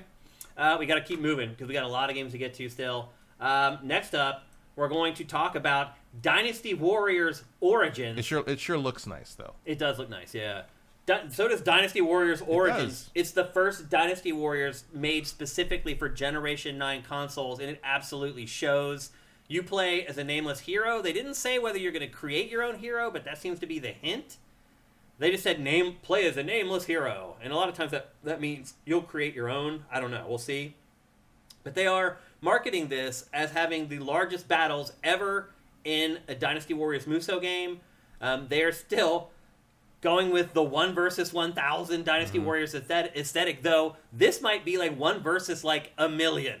Yeah, there's a lot of people there. And it's not just that you're attacking like these groups of people. There are armies beyond these groups of people that you're fighting. And so what they've done with this game is they've also added strategy elements to it. So I think Nobunaga's ambition is starting to bleed over into this franchise a little more. Well, they've always had. It looks like they're basically just. This looks like an Empires game to me. Because Empires was sort of the one that had strategy in it. Yeah. And like I always liked those the best. Yep. And they kind of got away from those in recent decade or so. And kind of integrate because that was always the most Dynasty Warriors is at its most interesting when there is a little bit of strategy to it. Yeah. When it matters where you're going or what you're choosing or what you're doing, and then you got to get in there and like the idea of like my strategic choice is we're going to attack here and try to defend here, but if we push through here, we can come around the side and do that. That's my plan for the next like 3 turns, and then you have to go in and actually do it. Right. And I think that's a very cool game design. Yeah, I agree. This is the other game that I'm interested in in this presentation. Well, the other thing too is that one of the things they're concentrating on for this game is making sure that the enemies push towards you. Yeah, and that will make a huge difference because then there's becomes like a time element. That was one of my only real complaints about the Fire Emblem ones. They wait. Everybody's just waiting around for you to do your thing. Literally, they will just stand there and wait for you to come and kill them. Yeah. So in this, they're pushing forward, which will increase, like as Matt pointed out, some of the strategies. Flanking might be important. So again, Dynasty Warriors Origins is coming in 2025, so it's not coming out this year. Next up, the game that I think pissed people off the most, the Silent Hill 2 remake. Matt, I'm getting to the point where I feel like no matter what, people are going to hate this game. You can't really, I mean... They're pissed off about the character models. It's like, why? Well, they're pissed about the character models. I would never know these are those characters if you put them in different clothes. That's my I would never. That doesn't look like what's her name? Angela. That doesn't look like Angela. That doesn't look like James. That doesn't look like Maria. Like the faces are completely different. They are, but I still can tell who it is. I can tell who it is because they're wearing their clothing. If you change their clothes, I would have no idea that's supposed to be James from Silent Hill 2, ever. Like, it just looks like a guy. Yeah. And like, is that a reason? I mean, but again, I've said it before. Touching this game, you're just asking for it. Like, it's the best game in the series. It's arguably the best survival horror game of its entire era, maybe ever. Period. Certainly in terms of traditional survival horror. How long has it been since you played it? I replayed it on the PS2 about 10 years ago. When did the terrible HD collections come out? That's about 10 years ago, I think. I think that was like 2014. Because I was completely unplayable to me, so I just pulled out the I pulled out the PS3 and I put the disc in and I played it that way. You finally used the backwards compat on your PS3. No, I used that a lot. Do you? I did. I don't remember the last time I turned the PS3 on, but I actually did use the backwards compatibility. That's why I still have all my PS1 and PS2 games, but I do not own a PS1 or a PS2 because my PS3 fat can still play everything. Yeah. But until it breaks. Let's not have that happen. Yeah. But Yellow Light of Doom waiting for me. I don't know. I don't have the skepticism of this game that people have about Bloober Team. Like, I don't know why I know Bloober Team's kind of like hated for reasons. I mean, they didn't like that the end of the Medium kind of like made the pedophile the good guy a little bit. Or like made him sort of a victim. I didn't pick up on that at all, actually. There is a little bit. It's a weird way to approach it. In general, I don't really. I mean, I know there's a lot of stuff with like, oh, it's all combat now. I think it's just because you show combat in a trailer. Yeah. Like, I don't. Right, because they wanted to have action. Yeah, I mean, but what else? Even the conversation in that first trailer, though, is very awkward and stilted. But that's the game, right? Like, I mean, that they does seem like they're very intentionally doing this in the awkward style of the original game. I'm just trying to figure out like what people want, because again, like that other, and I'll just go back to it so we can see it. But like this whole conversation here at the beginning of this trailer. If you watch this, it's very weird and stilted and awkward, but that's the way Silent Hill 2 is. Like, the reason I asked you how long it's been since you played it, because the last time I went back to play Silent Hill 2, I did not think it held up, like, hardly at all. Like, I thought it was, like, borderline unplayable. So, I don't know what people want out of this, but it just feels like no matter what Bloober Team does or Konami decides to do, people are not going to be happy with it. No, probably not. I mean, I think the character designs are pretty bad in terms of trying to look like the characters. I don't think the dialogue is. I mean, the dialogue is weird because I think I think they're intentionally trying to recapture the same tone of the original game down to the awkwardness. They are clearly rewriting it so it's not as, because there's stuff in, like, you know, the thing I remember the most about that conversation between him and Angela in the graveyard is where he asks if she's lost, and she goes, "Lost," right? You know, and you're like, well, and in this, obviously, she doesn't do that. It's still off. It's in still a weird awkward way. and weird. But she doesn't like you're not gonna I don't think you're gonna mistake it for like early 2000s bad video game voice acting. No, you know what I mean? Yeah, I agree. With that, It clearly is an intentional choice. Whether that choice is a good one or not is a completely different question. Vincent asked, should they have done more of a reinvention, a la Final Fantasy VII Rebirth? Probably not. I think they should have just remastered it. Yeah. I think they should just taken the original game and made it look better. Yeah. That's it. I think that was the correct choice. But that's just not where Konami's head is with any of this stuff, and it's not what Bloober Team does. Like, that's, they're not Blue Point. They're not going to like just do a straight remake. Yeah. That would have been my choice. I mean, maybe they think that's what they're doing here. Maybe it is what they're doing. I don't know. You know, obviously you can't, because part of it is like you can't use the old VO, and so like it's all too low quality. Yeah. You can't use the original James's performance. You couldn't even use it in the HD version. So they got Troy Baker to come in and do bad acting on purpose to try to match the rest of the game, which was. And there's a lot of weird. You know, there's some. I'm assuming they're still using Akira Toriyama's music. I would hope so. Sorry, Akira Yamaoka. Yamaoka. Yeah, I would hope so. I don't remember what I heard in this trailer. You know. Yeah. I think I heard it. They are keeping the. So the recording should still be fine. Yeah. Well, I mean, you'd re-record a lot of that probably. You think? I would think so. I mean, those were on CDs, so should have sounded pretty good. Somewhat, but if you wanted surround, you'd have to remaster stuff. Yeah, that's true. There's work to do there, one way or the other. Yeah. This is coming out October 8th, by the way. They do still have the. There's at least one more fantasy team locked down for you. I think I'm done. I think now that I lost Hollow Knight, I think I'm toast. I think my second pick. I think you don't recover from that one. And that you got your alternates. I need one of your big games that get delayed. Basically. You got your alternates, right? Yeah, but one of them already got like a 6. Yeah, but one of my Skull and Bones was one of my alternates. Right.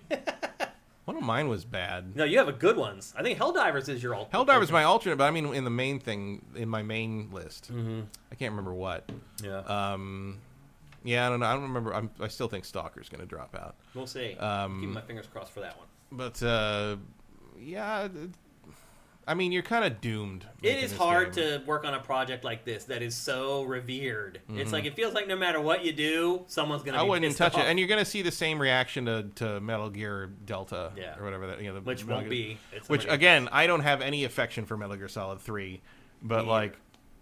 a lot of people do. But a lot of people do, and it's. I mean, I would imagine if you did, a big, fan base wide poll, 3 would be the favorite. Mm-hmm.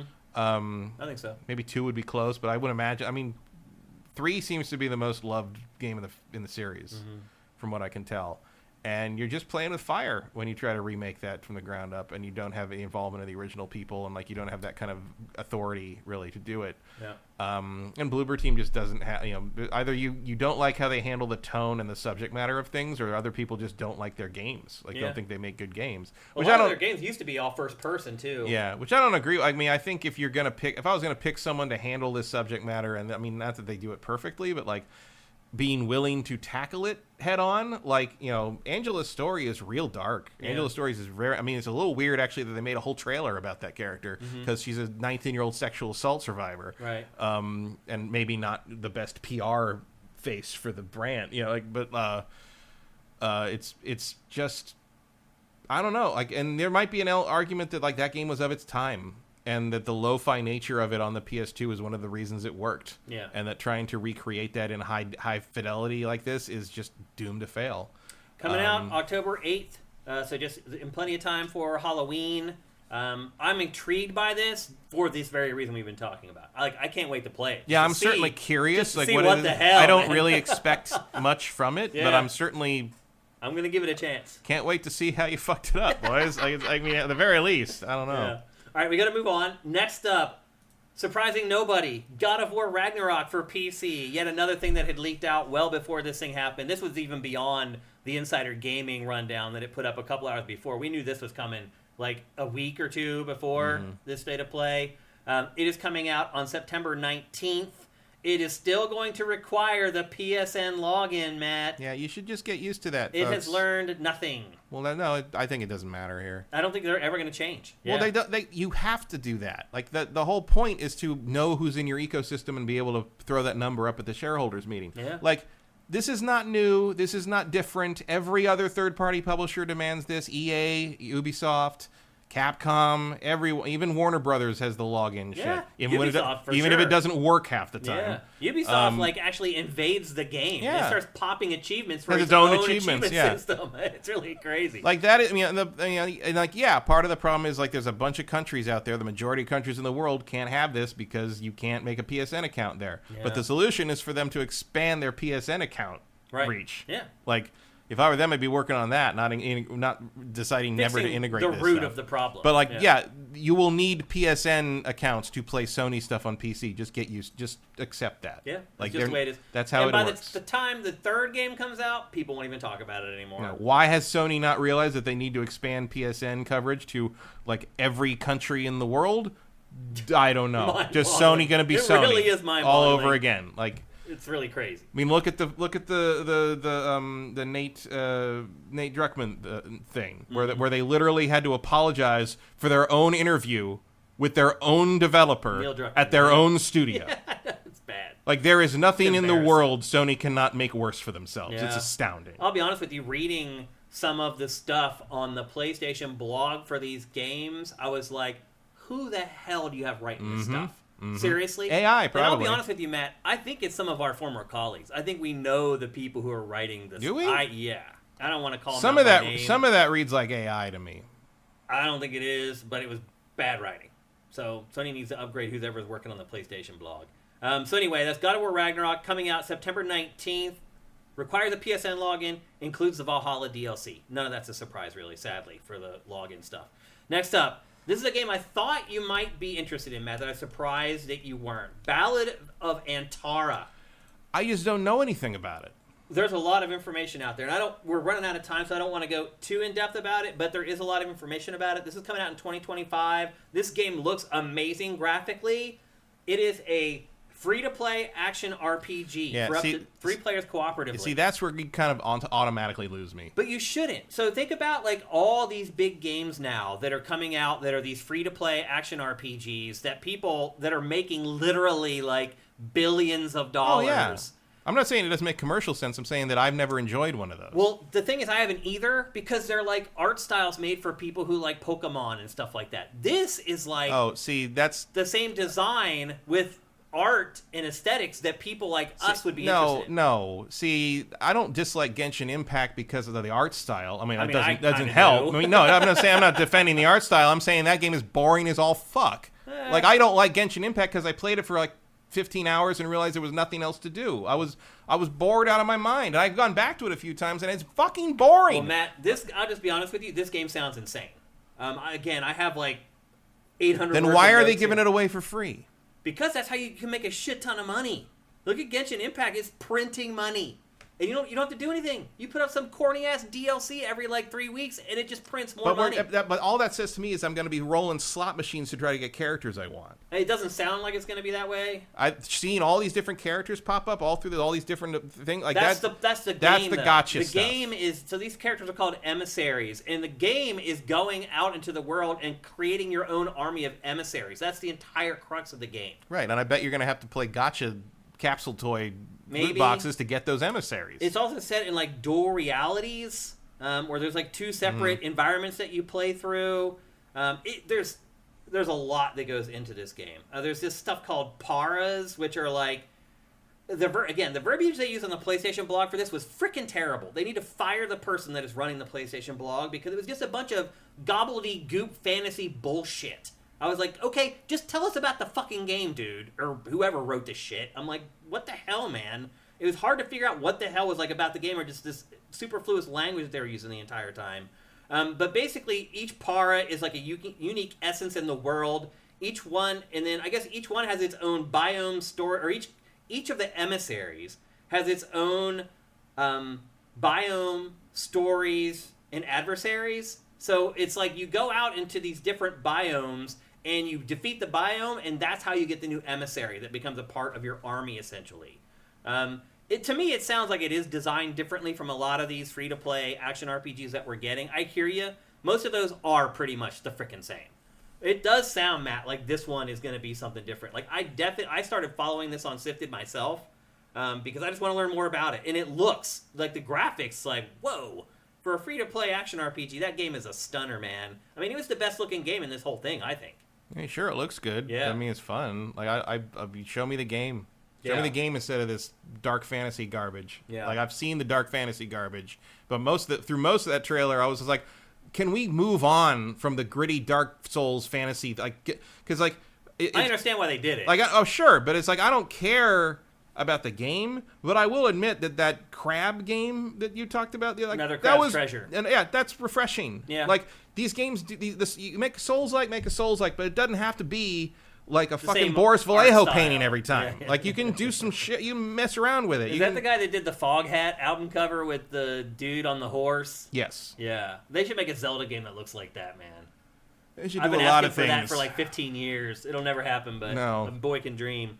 Next up, a game called, and I'm surprised you're not at least a little bit interested in this one, Matt. It's called Where Winds Meet. Mm-hmm. Haven't we seen this before? Yeah. I think it's also coming to PC. I think this is the first time they showed it for consoles. It's an open-world hack and slash set in an alternate ancient China during the 5 Dynasties and 10 Kingdoms period. It's an open-world martial arts game. They're inspired by Crouching Tiger, Hidden Dragon. So there's a lot of over-the-top kung fu where they're flying. It's all wuxia stuff. Yeah, that's exactly what it is. Yep, that's the exact word that they use. So you basically you master martial arts, and this is like, again, it's like Crouching Tiger, Hidden Dragon. You're flying through the air. You're like 100 yards off the ground, like running through trees. Like it really is like an over-the-top, almost like supernatural take on martial arts. You can run up sheer cliffs or across like the water with your special abilities. It's called the power of Chi. You can stun enemies from a distance. You can grab objectives from far out of reach. You can also add new martial arts skills throughout the game. that you end up getting a lot of your martial arts skills by mimicking the behavior of animals that you come across in the environments, which is kind of a unique twist. It's very kung fu, though. Yeah. The weapons include a spear, a sword, a fan, dual blades, an umbrella, and a glaive. There is a combat system in it called the AcuPoint hit system that temporarily freezes opponents. And there's another ability called the Chai Grip. Where you can, the parrying is what that pretty is. much, yeah. Just a fancy name for parrying. And there's an ability called the Chai Grip that you can use to disarm opponents and launch a counterattack. So your parries and your counters, basically. No release date for this yet, so we don't know. But again, well, that's one reason I'm not particularly enthused, because this is probably a year away or more. Yeah. The other is I love the theme. I love the wuxia thing. The gameplay looks like every other combat game I've ever played. Yeah. So we'll have to prove itself. I mean, that's a cool shot, but all the gameplay is just running around on the ground, hacking Dark Souls style, and dodge rolling. So, yeah. Show me something different. Yeah. But I thought this might at least catch your eye. I caught my eye in terms of that, but it looks very generic once the gameplay starts. Okay. Like the cutscenes, like the design, like the setting, like all that stuff, but it doesn't. I'll have to get my hands on it to decide whether it's something I want to devote an actual amount of time to. One thing I'll say, it does feel like there's this push towards putting big budgets behind Asian-themed games lately. Yeah. Which is cool. Well, I mean, a lot of the up-and-coming developers are Korea and China. The China. Ghost of Tsushima effect, maybe. Well, what was it? Antara? Antara? Ballad of Antara. Ballad of Antara. That developer's Chinese, I think. Yep. Yeah. Sure. There's probably a lot of untapped talent over there. So good. Yep. I just thought it was interesting that when I Googled that after that trailer ran, there was literally nothing. Yeah. There's only nothing on the PlayStation blog. Nothing in English. Yeah. On it. Yeah, it's hard to find. Next up, something that was not a big surprise. Marvel Rivals is coming to consoles. It was originally, and it's weird, I don't know why they only announced it for PC at first, but it is coming to PlayStation 5 and Xbox Series X. We talked about this last week. We're not going to spend a lot of time on it. It is basically Overwatch drenched in Marvel juice. Matt, who's a big Marvel fan, is not into it because he's not into the genre. I'm pretty excited to give it a try. The initial betas that people have been in, people have been pretty receptive to it. People have liked it for the most part. I've been surprised by that. So yeah, there's a beta for this coming up as well. They've already done the betas for the PC version, and now they're shifting gears, and they're going to start doing it for the console versions. And then this comes out, I believe, before the end of the year, if I remember correctly. But I'm pretty excited for this. Matt's not, despite the fact that he is a huge Marvel fan. But there's some stuff in this, like you just saw there, the ability to the destructible environments. There's not really any of that in any of the other hero shooters that are out there right now. So I'm hoping it provides at least something a little bit different. And I'm also a Marvel fan, so I'm excited to play as these characters in the context of a game like this. So if you're a console owner, fret not. Marvel Rivals is coming to consoles. This is going to be free to play, by the way. Should mention that for sure. So you don't have to worry about that when it comes out. And you shouldn't have to worry about it either as long as you finally upgrade from that PS4 to that PS5. And now we're getting to some of the smaller stuff. Next up, this is a game called Behemoth for PlayStation VR2. Actually, it's coming for pretty much every VR helmet. Skydance's Behemoth. Yeah, it is. They did add that. It's very funny that they put the company name in this. Because there's another game called Behemoth. That's why. Which I think was a hero shooter, if I remember correctly. Yeah, I vaguely remember I think it was. So anyway, they put Skydance on the front of it, but this is coming out in fall 2024. This actually looks really freaking good for a VR game. I was pretty blown away by this, honestly. Yeah, I mean, we'll see what it looks like in the actual headset. Yeah, you're right. But it is made by the studio that created the Saints and Sinners games, the Walking Dead Saints and Sinners, which did horribly. But this is a whole new angle for this studio. I think it looks amazing. You got these crazy, you've been cursed with poison or something, and you use the poison in your veins to go into rage mode basically, and you become superhuman or whatever. But a lot of the rest of it does look very derivative as far as action games are concerned. However, there is a little taste of Shadow of the Colossus in this game, and that gives it another sort of unique angle. It is good. I think it's good to see in general, Matt, that we're just starting to see real games for VR on a pretty consistent basis at this point. It's not going to move the needle. I agree. I don't think it's going to change a whole lot. And again, it's not even exclusive to PlayStation VR. It's coming to pretty much all of them. But I think this was the first hint that the stuff was coming with PlayStation VR2 going to PC, because they didn't make a big deal about this is an exclusive for PlayStation VR2 like they used to. So it should have tipped us off. But anyway, that's Behemoth. Again, fall 2024, coming to all VR HMDs. Next up, Until Dawn, the enhanced version of Until Dawn. It's one of those choose-your-own horror adventure games where you're a pack of teens going to the wilderness for some dumbass reason. And really, the objective is just trying to keep them all alive. This is one of the better ones, I think, of this genre. At least I enjoyed it. I mean, this team does. I mean, I don't really. They don't grab me. I still think the Quarry's better than this, but this is one of the better ones for sure. And a lot of people did like this a lot. Vortex Complex says, I can't believe I'm not interested in almost any of these. So you're like Matt. You're not enjoying any of them really. Bymindix says too many team-based shooters. Yeah, you're right. I mean, there are too many. The market is getting flooded. But you look at PlayStation, it just launched Helldivers, and it did gangbusters. So they're going to keep making them. As long as you keep getting hits like Helldivers 2, they're going to keep making them. Because they're like, okay, we thought the market was tapped. It's not. Even if they're only getting a 10% success rate. Yeah, it's worth it. Because that one game that hits can literally sustain you for the next 5 years financially. I mean, that's what EA's doing.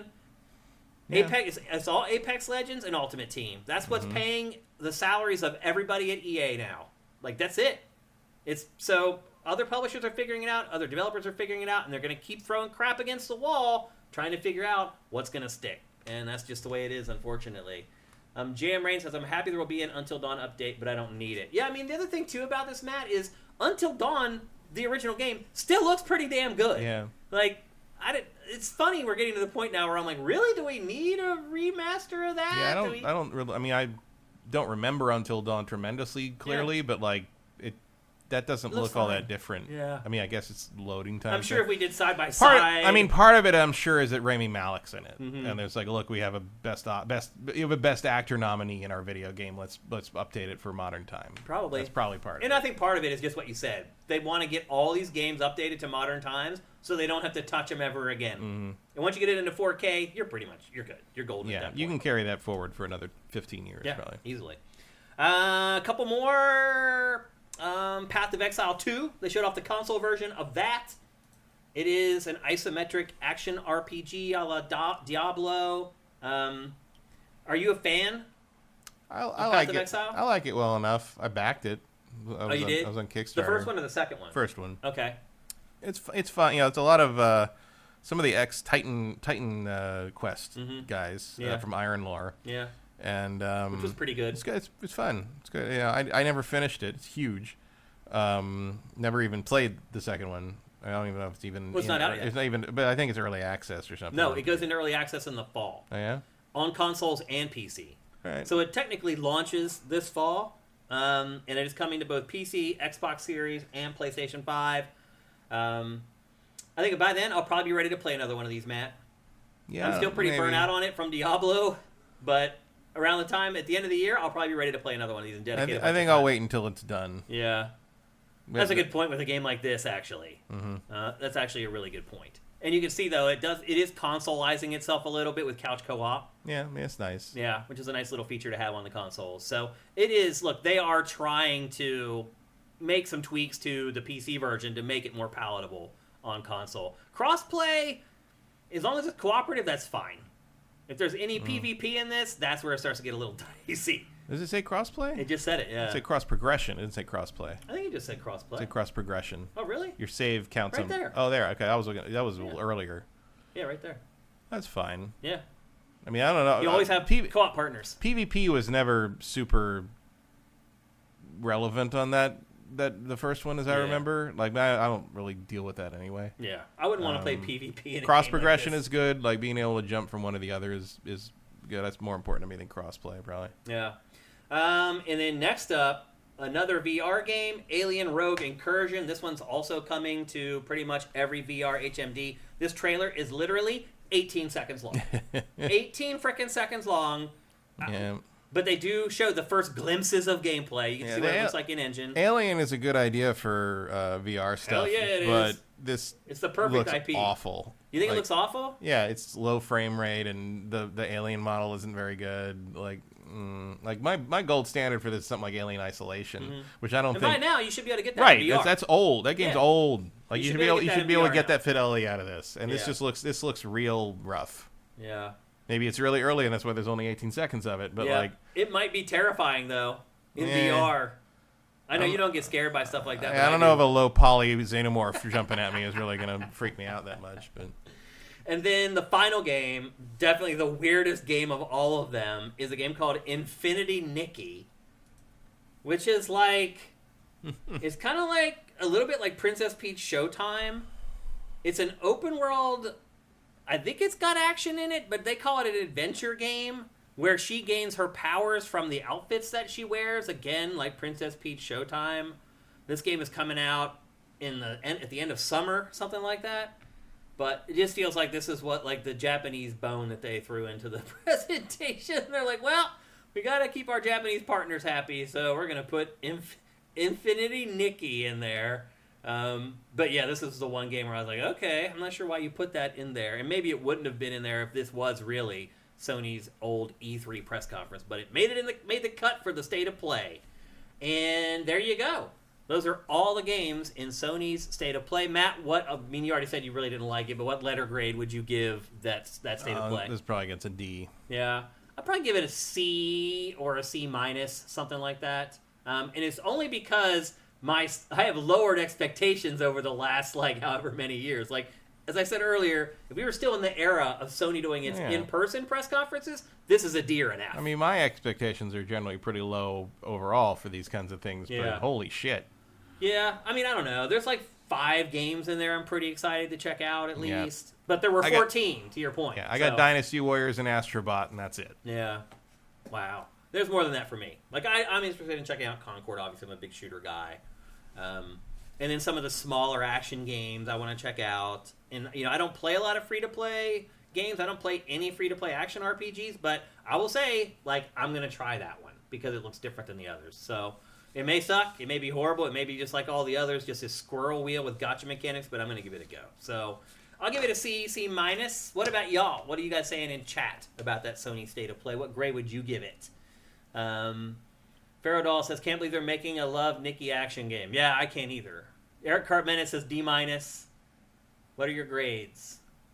D from Khalib Twilai, D from JM Rain, D minus, P for poop, C minus, D, C. They're all in the same territory that we're talking about. Mm-hmm. C to D minus. Yeah. Yep. C. Listevik gets it an F. Coming in off the top rope with a bottle of LS cream. To the face. To the face. That bottle wouldn't break. No, it wouldn't, man. You hit somebody in the head bottle with that thing, man. They're going out, and it is not shattering. Anybody else? D from E-Theme and Monster Hunter Wilds and PoE2. Let's have laughed at that one. Okay. I think you guys are all pretty much grading it right around where Matt and I did. So it looks like we are congruent in our opinions on Sony's latest state of play. Next up, and our last topic of this episode of GameFace is Matt and I's Summer Game Fest / 2 of 2. Yeah, 2 of 2. Only 2 topics in this episode. Are our predictions for Summer Game Fest and for Not E3 2024. Now, again, Matt is going on vacation, so he won't be here. However, when he gets back, the first episode of GameFace, and I should mention right now, by the way, that we will not have an episode of GameFace on next Tuesday because we will have a huge episode going up on Sunday afternoon, Sunday night, another huge episode going up on Monday afternoon, Monday night that covers all the stuff from Not E3. So there will not be a traditional GameFace next Tuesday. I should have mentioned that. But anyway, when Matt does come back, he'll have a chance to share his opinion on all this stuff. We'll bring it back up again so he can give us his opinion on it because it's important to us. But in the meantime, he can still make predictions about what's going to happen, and that's what we're going to do. Both Matt and I have created 3 predictions for Summer Game Fest / Not E3 2024. We just kind of looped it all together. Basically, what's going to happen over the next 7 days is what our predictions are for. And Matt, you're going to start. What's your first prediction? I'll admit that some of these I don't actually believe. Okay. But you asked for 3 big predictions, so I'm just going to give you 3 big predictions. Okay. Rare's Everwild finally shown and/or explained. Wow. In part because there's been rumors that like it actually is still happening. Oh, really? I hadn't seen those. This last week, there's been chatter that like it's actually happening and on track. I missed that actually. Because I think last year, I think I brought this up in our pre-E3 coverage, and at that point you were like, that game's done. Like, I think you said we never see it again. It may never. Yeah. I mean, they didn't even know what the game was last time they did interviews interviews about it. They still may not know it. what it is. So I think we might see it again, and maybe we'll have a little bit of a clearer idea of what this is. Coming to PlayStation 5 and Xbox. Coming to anything that'll take it. Anything that'll sell it. Anyone that'll buy it. Apparently there is going to be a shadow drop with the Xbox. Of some game. Okay. The biggest speculation seems to be Towerborn. Okay. Which I completely forgot existed Yeah, until people it's a mentioned smaller it. game. But which would make sense. Yeah. Yeah, you could get away with that. I don't think people would freak out about it. I would be pleasantly surprised by this because I would just like to play a new game from Rare, honestly, that isn't a game as a service like Sea of Thieves. I would like to play a nice single-player game from Rare again. Is that too much to ask? Yes. It may be. Like, where's Viva Pinata? Like, I don't even like Viva Pinata, but at this point, I'd take it, Matt. Mm-hmm. I'd take a new Viva Pinata at this point. Like, anything Rare that's single-player focused. Give it to me, shoot it into my veins, I'll play it. We'll see. It would be nice to see. I mean, the more likely thing is either Towerborn or Banjo-Kazooie 3. Or Gears Collection gets shadow dropped. This will be the first year I'm not going to predict a new Banjo-Kazooie game. E3. Yeah, I wouldn't think I've been predicting that for the last 4 years. I finally ran out of gas. And watch, they will debut it finally when I finally give up on it. So anyway. Watch, Everwild is actually a Banjo game now. You guys may have forgotten about Everwild. We haven't talked about it on GameFace probably since a year ago when we were talking about it before E3 last year. So you guys may have forgotten that it even exists. And maybe it doesn't exist. We have no idea. So we'll see. My first prediction for not E3 2024 is there is going to be a gigantic Fable blowout. We're going to see, I mean, we've already kind of seen, I wouldn't say we saw the first gameplay. Well, we did. There's a couple clips of gameplay in this There's trailer. some gameplay in here, yeah. Especially it's all in engine, after though. Hellblade 2, it's pretty clear that this is what the game will look like. Right. Yeah. Oh, yeah, for sure. And this game has been in development now for like 5 years. Like, they've got to be ready to show some legitimate gameplay for this. I mean, the game should be close to done. Let's be honest. Like, this game should be wrapping up at this point. So I'm going to say it's not. It's I not? don't think so. No. Really? Do you have inside information? No, on but nothing concrete. But I don't think we'll see this till next year. Really? Well, release. That's my other prediction, actually. Yeah. So my prediction is huge blowout. Announce a release date for release in Q1 of next year. That's very optimistic. You think so? Yes. Wow. I thought it was erring on the side of caution because I almost went with like shocker coming out holidays 2024. But then I erred on the side of caution and was like, I'll bump it a quarter. I really think this one is far out. Well, then it was a huge mistake to announce this so early. Agreed. It really was a massive mistake. If it's still not ready to come out here in the next like 8 or 9 months, what are they waiting for, man? I don't know. Like, it feels like maybe they're going overboard on this game more than they should. But I mean, I think their main thing this holiday is going to be gear. They're going to try to do Gears. Yeah. I mean, I think they're going to... I didn't even select that as a prediction because I think that's just obvious. It's a given, yeah. I think Fable is more of the X factor. I hope I'm right. I think Fable's just too far out. They try not to... You know, they have been trying to do the whole... Everything you see is going to be out in the next year kind of thing, next 12 months sort of thing. And I just don't think this is going to make it for that. I think at the very least we get like a chunk of gameplay, even if it's just a gameplay trailer where they're just like cutting together gameplay from like footage that they've captured in the studio or whatever. I think we at least get something like that. Like this trailer was all in-engine footage, but it literally only had like 3 seconds of gameplay in it. I think we'll get at the very least we'll get a trailer that is all gameplay. I don't think Microsoft's going to consider it time for that yet. Interesting. Because it's going to be too far away. Why would they put this out a year ago then? I don't know what they were. I mean, why would they put Everwild trailers out before they do? Because they don't know what they're doing. Yeah. I don't know. Yeah, it's kind of true. Well, this trailer actually here is like 4 years old or whatever. This trailer is ancient. This is the first one. Yeah, just a teaser trailer. So anyway, I predict big things from Fable at not E3 2024. Matt, what's your second prediction? This is also one I don't really believe, but it's probably more likely. Resident Evil 9 announced, possibly with a teaser trailer. Maybe, but like in my head, I just see them saying Resident Evil 9's coming next year, and they show a logo, and that's it. Like, I mean, This like year. after like another Monster Hunter trailer, and they're like, and also Resident Evil 9. Here's a logo coming next year. Yeah. Like something real fast. So far, Capcom has not announced any sort of an event for June. No. And usually, even last year, it had one. Which makes me think that anything they're talking about is going to be in this. In the Xbox presser. Yeah, I think it's very likely that it could be. Yeah. I mean, the odds are it's going to actually just be their presence that this is just going to be the next season of Street Fighter or something. And they're like, no, that's on PlayStation only, huh? No. Isn't it? Street Fighter's multiplayer. Is that on everything? Yeah. Because it's about time for another season of Street Fighter 6. Mm-hmm. So that could be it, too. Yeah. But like, I'd rather see Resident Evil 9. I think there's a good chance that they show it. And I think this is the only opportunity that they have to show it is the Xbox press conference. Yeah, I don't see another time they do it in the near future. Yeah. So. I think it's pretty likely that happens. So I'm with you on that one. I think it's got a good chance. And I'm very, very excited to check out the first ever open world Resident Evil, which is the rumors about Resident Evil 9 that have been making the rounds over the last month or two. So the other thing too, Matt, is the fact that there are rumors making the rounds about Resident Evil 9, which means it's been shown to somebody at some point, which is how those things get out. So that, to me, just adds to the prospect of Resident Evil 9 being announced at E3, and I hope you are right. I really hope you're right. Yeah, I imagine their big focus will be either more Monster Hunter or that... But showing Monster Hunter in the PlayStation thing, I mean, I think that takes it off the table. Yeah, but there was the other one that I can't remember the name of. Oh, the one with the Japanese guarding the queen. The goddess or whatever, yeah. Yeah, they could show that. Yeah, that's got to be pretty close. That's probably this year, right? I think it's coming out this year, yeah. So you're right. They could show like a demo of that, but they kind of blew that out already. So we'll see. A little bit, but I still don't really know what it is. I'd be surprised if Microsoft would let it come into its presser. I mean, here's the thing. Microsoft has the pick of the litter, man. Like, it basically, like, it knows now the Sony thing happened. Anything that wasn't in that Sony thing is fair game for Xbox at this point. And there was, to your point, and to the grades in our chat, there wasn't a lot in that Sony thing. So, sky's kind of the limit for Xbox. We'll see. My second prediction is that, and this isn't going out on a limb or anything, I think this is also kind of a given, like, Gears, but... I will literally put money on this. Yeah, I think we're going to see the first gameplay of Dragon Age Dreadwolf.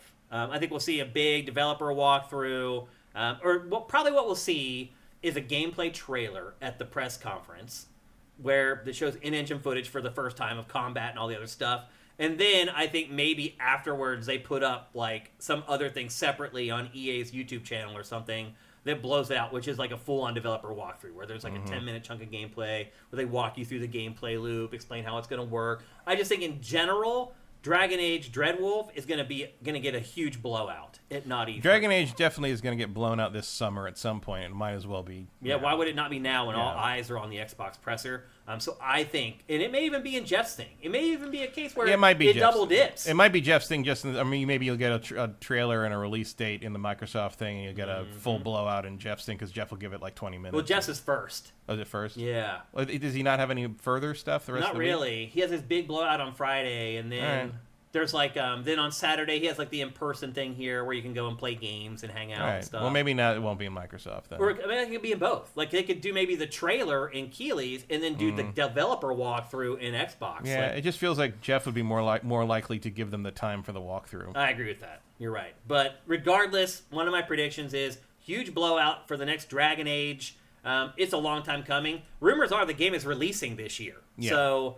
they got to blow it out. What else are they going to do? When are they going to have so many eyeballs on something as they are going to have for Microsoft? Yeah, I mean, they'd have to do their own showcase thing, and EA doesn't seem very keen to do those things. So. Yeah.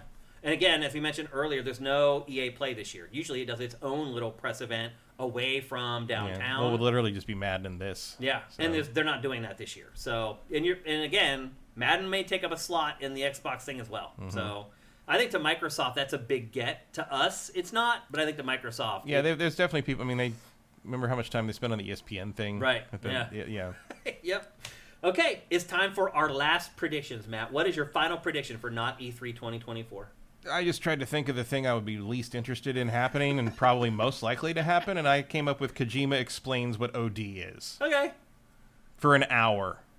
Or something. Yeah, I mean, let's be honest. It's just everything's kind of pointing that direction. He's talking. He's tweeted 4,000 times about Furiosa because he loves George Miller, and George Miller is in OD, and like it's all the back and forth is just a giant love fest, and it just makes sense that he would do that on Jeff's thing, and probably George Miller will show up, and like Guillermo del Toro might show. I feel like there might be a Kojima block. I think in Summer Game Fest, wouldn't shock me. Where literally all 3 of his games are shown, like back to back to back. Mm-hmm. I would not surprise me at all. I mean, I think showing OD is a given. There's so much mystery behind this. I know this is the game that Jeff was begging Kojima for. Yes. He's like, look, man, we've already done stuff with Death Stranding 2. Physint is a little weird. A little weird. Death Stranding 2 is probably further out than this, I think. I think you're right. I think this is the one that they'll focus on the most. And I'm excited for it to find out what it is, even though ultimately I'll probably be disappointed. Yeah, I mean, finding out what whatever Kojima game is about is kind of like, Exactly. It's like being told a really bad pun. Yeah, where it's like one of those jokes somebody tells. It seems like it's going to be really funny, and it's building up to the punchline. And you're just waiting to like laugh really hard, and then the punchline falls flat. Right.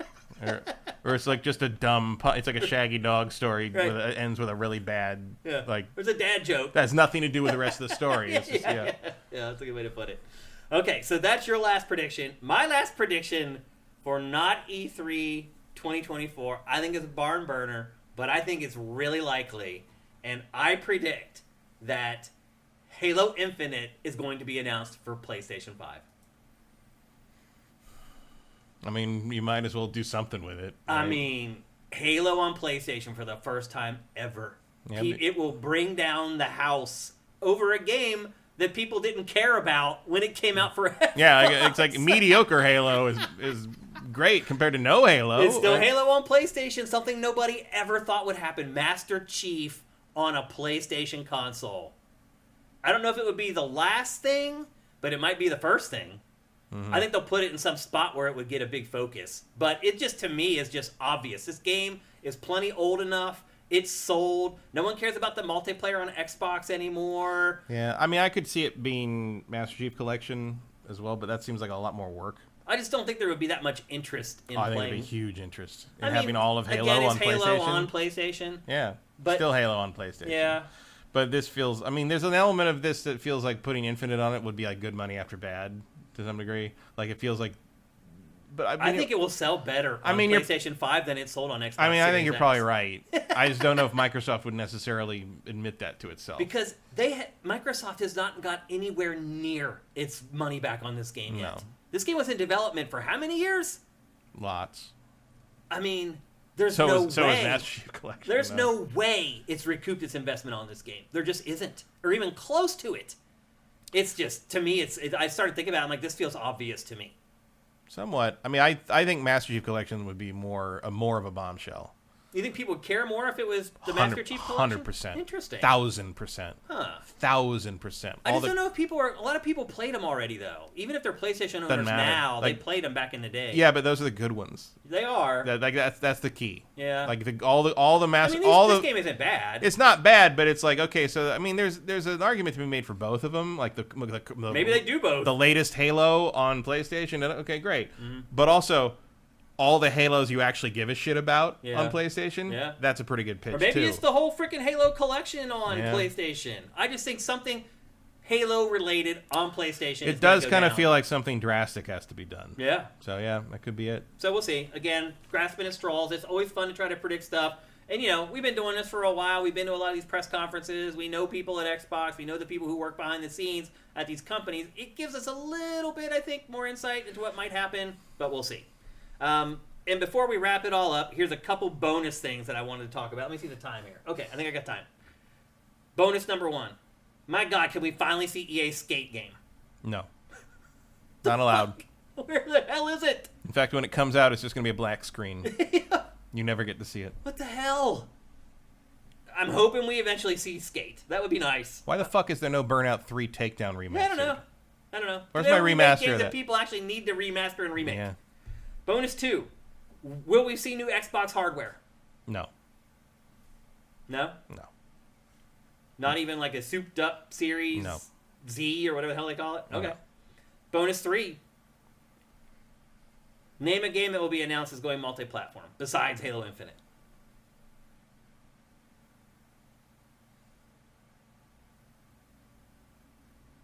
What about Helldivers 2 on Xbox? Well, no. No? Sony will never go to Xbox. I mean, MLB is one thing. Their own IP, no. Sony wouldn't do that. After how it did on PC? No. Just a thought. You know, your options there are Microsoft games. Mm-hmm. Like when you ask this question, I'm like, what Microsoft? Redfall. Oh, yeah. Talk about good money after bad. Honestly, I mean, maybe ridiculous. I mean, especially because it doesn't seem like there is one coming this year. Forza Horizon 5. Yep. On PlayStation. Uh-huh. Because there is nothing like that game on there. I mean, yes, the Crew, but give me a break. The Crew Motorfest is the closest, yeah. But like, there's nothing that is remotely on par with the Horizon games. Yep. That's what I was targeting too. Yep. And then the final bonus question: will there be a woman at Summer Game Fest 2024? Oh. Remember last year it was 2.5 hours and not a single woman. Yes. I think there will be because Jeff does hear things like that. Yeah. Maybe just one. Yeah. but there will. All right. Well, there you go. Those are our predictions for Summer Game Fest 2024 / not E3 2024. She's going crazy. Luna's going crazy. She's stuck to the curtain. So it'll be fun to watch and see if any of our predictions come true, as always. She needs to be clipped. Oh, really? I never did that with my cat. My cat would rip me to shreds if I tried to. I mean, they don't like it, but they will relent. Rampage will just sit there and whine. She spins. Yeah. She does a barrel roll and tries to get away. And it took me months when I first got her to get used to that. She just starts spinning. I'm like, I can't hold on to the cat. Yep. No, it's all right now. Okay, well, it's time for us to move on to our New York Sneaker Society Sneaker of the Week. What's up, everyone? Shane here, and one thing you may not realize about me is that I am a total sneakerhead. That's right. I've been collecting Nike sneakers since the early 90s. My favorites are Air Max 95 and Air Max 97. Now, one thing that's different about me from your typical sneakerhead is that I actually wear the sneakers. And because of that, they can get dirty. And that is where New York Sneaker Society comes in. Using their advanced shoe cleaning products, I turned an old pair of Nikes that looked like this into this. With their cleaning products, your sneaker life can go from a year to 5 or more. I know that. I have shoes that are like 30 years old that I still wear because I've cleaned them. You can also lower your carbon footprint, by keeping your kicks looking fresh. For my daily drivers, I also appreciate New York Sneaker Society's Refresh Spray to keep them smelling great and staying crisp. Head to nysneakersociety.co/sifted to clean your shoes like a pro at home and get 10% off your order. That's right, that's nysneakersociety.co/sifted for 10% off. One important thing to keep in mind is that URL, nysneakersociety.co/sifted, if you use that, you actually don't get 10% off, you get 15% off. And if you're buying one of the bigger packages, like one of the big kits that can help you overhaul your entire sneaker collection, you get a nice discount. But also, that discount applies even if you just want one of the smaller kits that you can just use to kind of clean up a couple pairs of shoes. Those are around $15. You can still save a couple bucks if you use that URL. So again, make sure you use nysneakersociety.co/sifted and get those shoes cleaned up and just create a whole new selection of shoes to wear by spending very little money. And one thing we like to do for this sponsorship is introduce you guys to a smaller game that may be flying under the radar. It's our New York Sneaker Society Sneaker of the Week.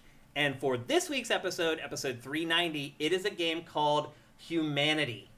Do you remember this game, Matt? Yeah, I remember the trailers and stuff. So this is a puzzle platformer that was only available for VR until yesterday. It was, honestly, one of the trippiest games I've ever played, Matt. When I borrowed your PlayStation VR2, I'm just saying, if you like to get a little tilted and play video games, maybe smoke up a little bit, drink something before you play games, this is the game that you want to play. It is trippy AF. The one thing about it was like playing it in VR, you could bend down and look very closely at the human beings, and it's just, I don't know how to put it into words, man. It literally tripped me out playing this game in VR. But it's also very cool playing it in 2D. And now the game has been out so long, it has all this crazy user-generated content where people have created different maps to play through, and it's just basically an endless well of content at this point. And basically the premise of the game is that you're trying to get herds of human beings from point A to point B through these crazy landscapes. Now, this trailer for the Xbox version doesn't show the game as much as it should, in my opinion. They try to go with the funny a little bit more. But it's not just an interesting or trippy game. It's also a strategic and fun game to play in its own right. It was the game that stuck with me the most of all the PlayStation VR2 launch games. So playing this in VR, you can bend down and get really close to the environments and see each individual human character model. It is really trippy. If you have PlayStation VR2, I highly recommend this game. But this is a game that's good in its own right. It stands on its own 2 feet as a fun puzzle platformer to play. Again, it has only been available for VR up until this week. No, it was always not VR. I don't think so. No, you can play it on PS5 without VR? I don't know about PS5, but it's definitely on PC. Really? Well, even this trailer says VR is only available in PC, Windows 10 and 11. But what does that have to do with now?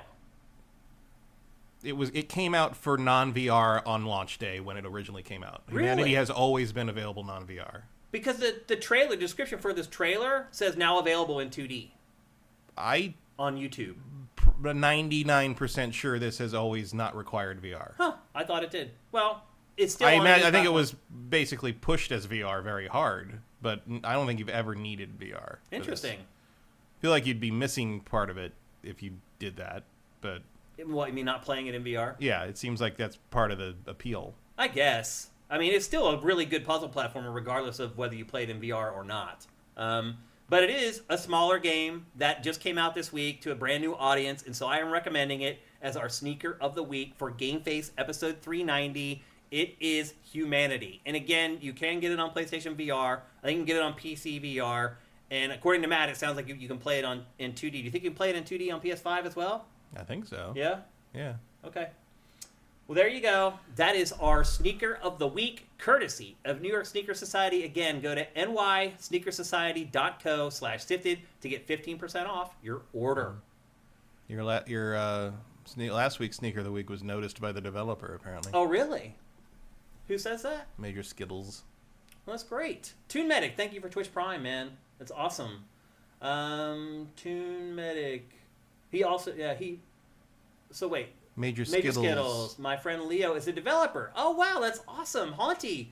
Dude, give that guy my high five, man. I freaking love that game. Did he actually watch the segment at all? Yeah, I really loved it. I don't know if you guys went and played it. Did you play it, Matt, after I talked about it last week? I installed it. I haven't played it. Give it a go, man. And I hope, did any of you guys play it? You should, man. Give it a go. It's on Game Pass right now. So if you're a subscriber, do it, man. It is one of the best games I've played on Game Pass. Major Skittles, yes, please pass along the message to just thank him for making an awesome game. I wish there were more games like Haunty. A lot more.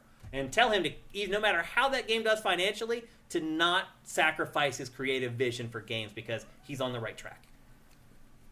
Wishlisted it, some people said. Yeah, if you don't have Game Pass and, wishlisted on Steam or whatever, I think it's available for, everything as well. So you can get it on all platforms. And with that, now it's time for...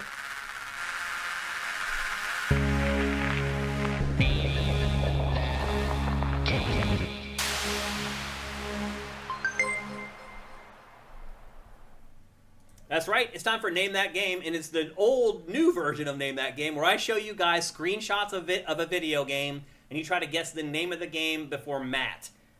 We used to do an audio version, but that was a special sponsorship take on Name That Game that we did with SoundWizardry.com. They can't sponsor us right now, so we put that on the shelf, so hopefully Sound Wizardry can come back once they get themselves a new contract, and we can resume that. But in the meantime, we're going to go back to our old ways, where you look at screenshots. A couple things before we get going.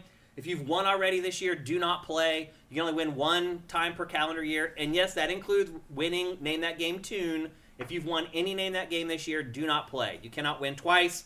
The chat goes into slow mode, so you only get to put one chat in every 60 seconds. Make sure you make it count. Don't just spam the chat with a bunch of random game titles hoping you guess it right. You will not win. And then the final thing is, if you don't play PC games or you don't have a friend or a significant other that plays PC games, please don't play. Because if you win, we give you a free PC game. And we don't want to just give that code away for it to just go unused. So if you have no interest in playing PC games and there's not a friend or someone you can give the code to, don't play. Let somebody win who will actually use the code that we give out to the winners. So with that, I think we're ready to get going. We have the clock back now, Matt, because it's a screenshot version, so you don't hear it, but they do on the stream. We have a ticking clock to ratchet up the intensity.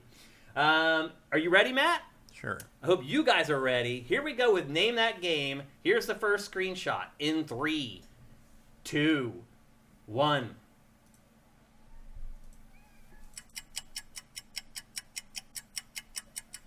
And obviously, we make the first shots difficult, and they become more obvious as we go. I try to make it so you guys can't get it on the first one, but sometimes you do. Ghost Runner, no. Mass Effect, no. It Takes Two. It Takes Two, no. That's a good guess, though. The Witcher 3, no. Control, no. KOTOR, no. South Park Stick of Truth, no. Red Dead Redemption 2, no. Red Dead Redemption, no. Pacific Drive, no. Resident Evil 8, no. Fable, no. That would be very clever of me, though, wouldn't it? Unfortunately, I'm not clever enough. God of War, no. Grounded, no. Grounded's also a good guess.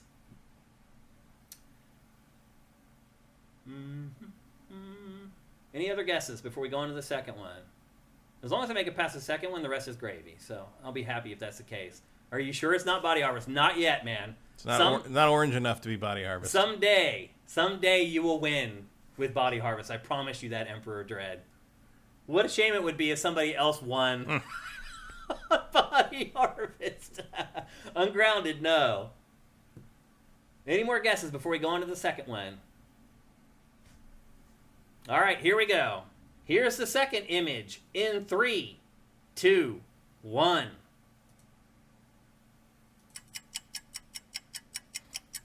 That should maybe give it away. Life is Strange, no. Tell Me Why. Tell Me Why, no. Ghost of Tsushima, no. Half-Life 2, no. Yakuza, no. Buck Bumble, no. Wow. Buck Bumble didn't look that good. Eric Cartmenez. Yakuza Like a Dragon, no. Max Payne, no. We have a winner. Top off the meta got it with Stray. Awesome. Here's your round of applause. Yep, it's Stray. The cat sim. And I'll show you very quickly the other screenshots. Here's the third one. Here's the fourth one. That one would have given it away probably, if not at the other ones. And then here's the last one. You actually see the cat with the collar. Congratulations. Here's another round of applause for you. Great job.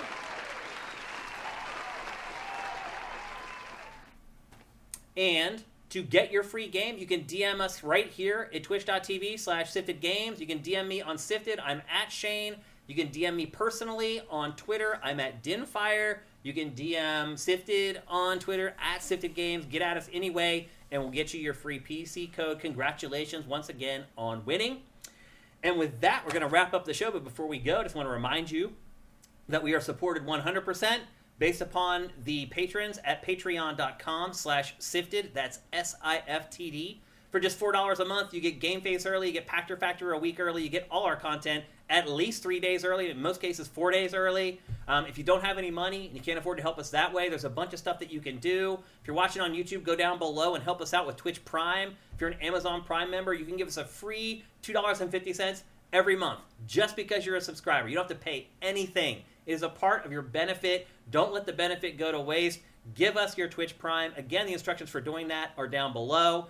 And if you don't even have Amazon Prime, you can still help us. You can review the show on the podcast service that you're listening to it on right now. In fact, let's just pause the show right now and go do that. Give us 5 stars. Best gaming podcast ever. That helps us a ton. It costs you nothing. It takes you 5 seconds. That would be awesome. If you're watching on YouTube, make sure you like the show. Leave us a comment to help with the algorithm. And this worked last week. You guys actually did this. Thank you very much. Even if it just says, love the show, best gaming podcast.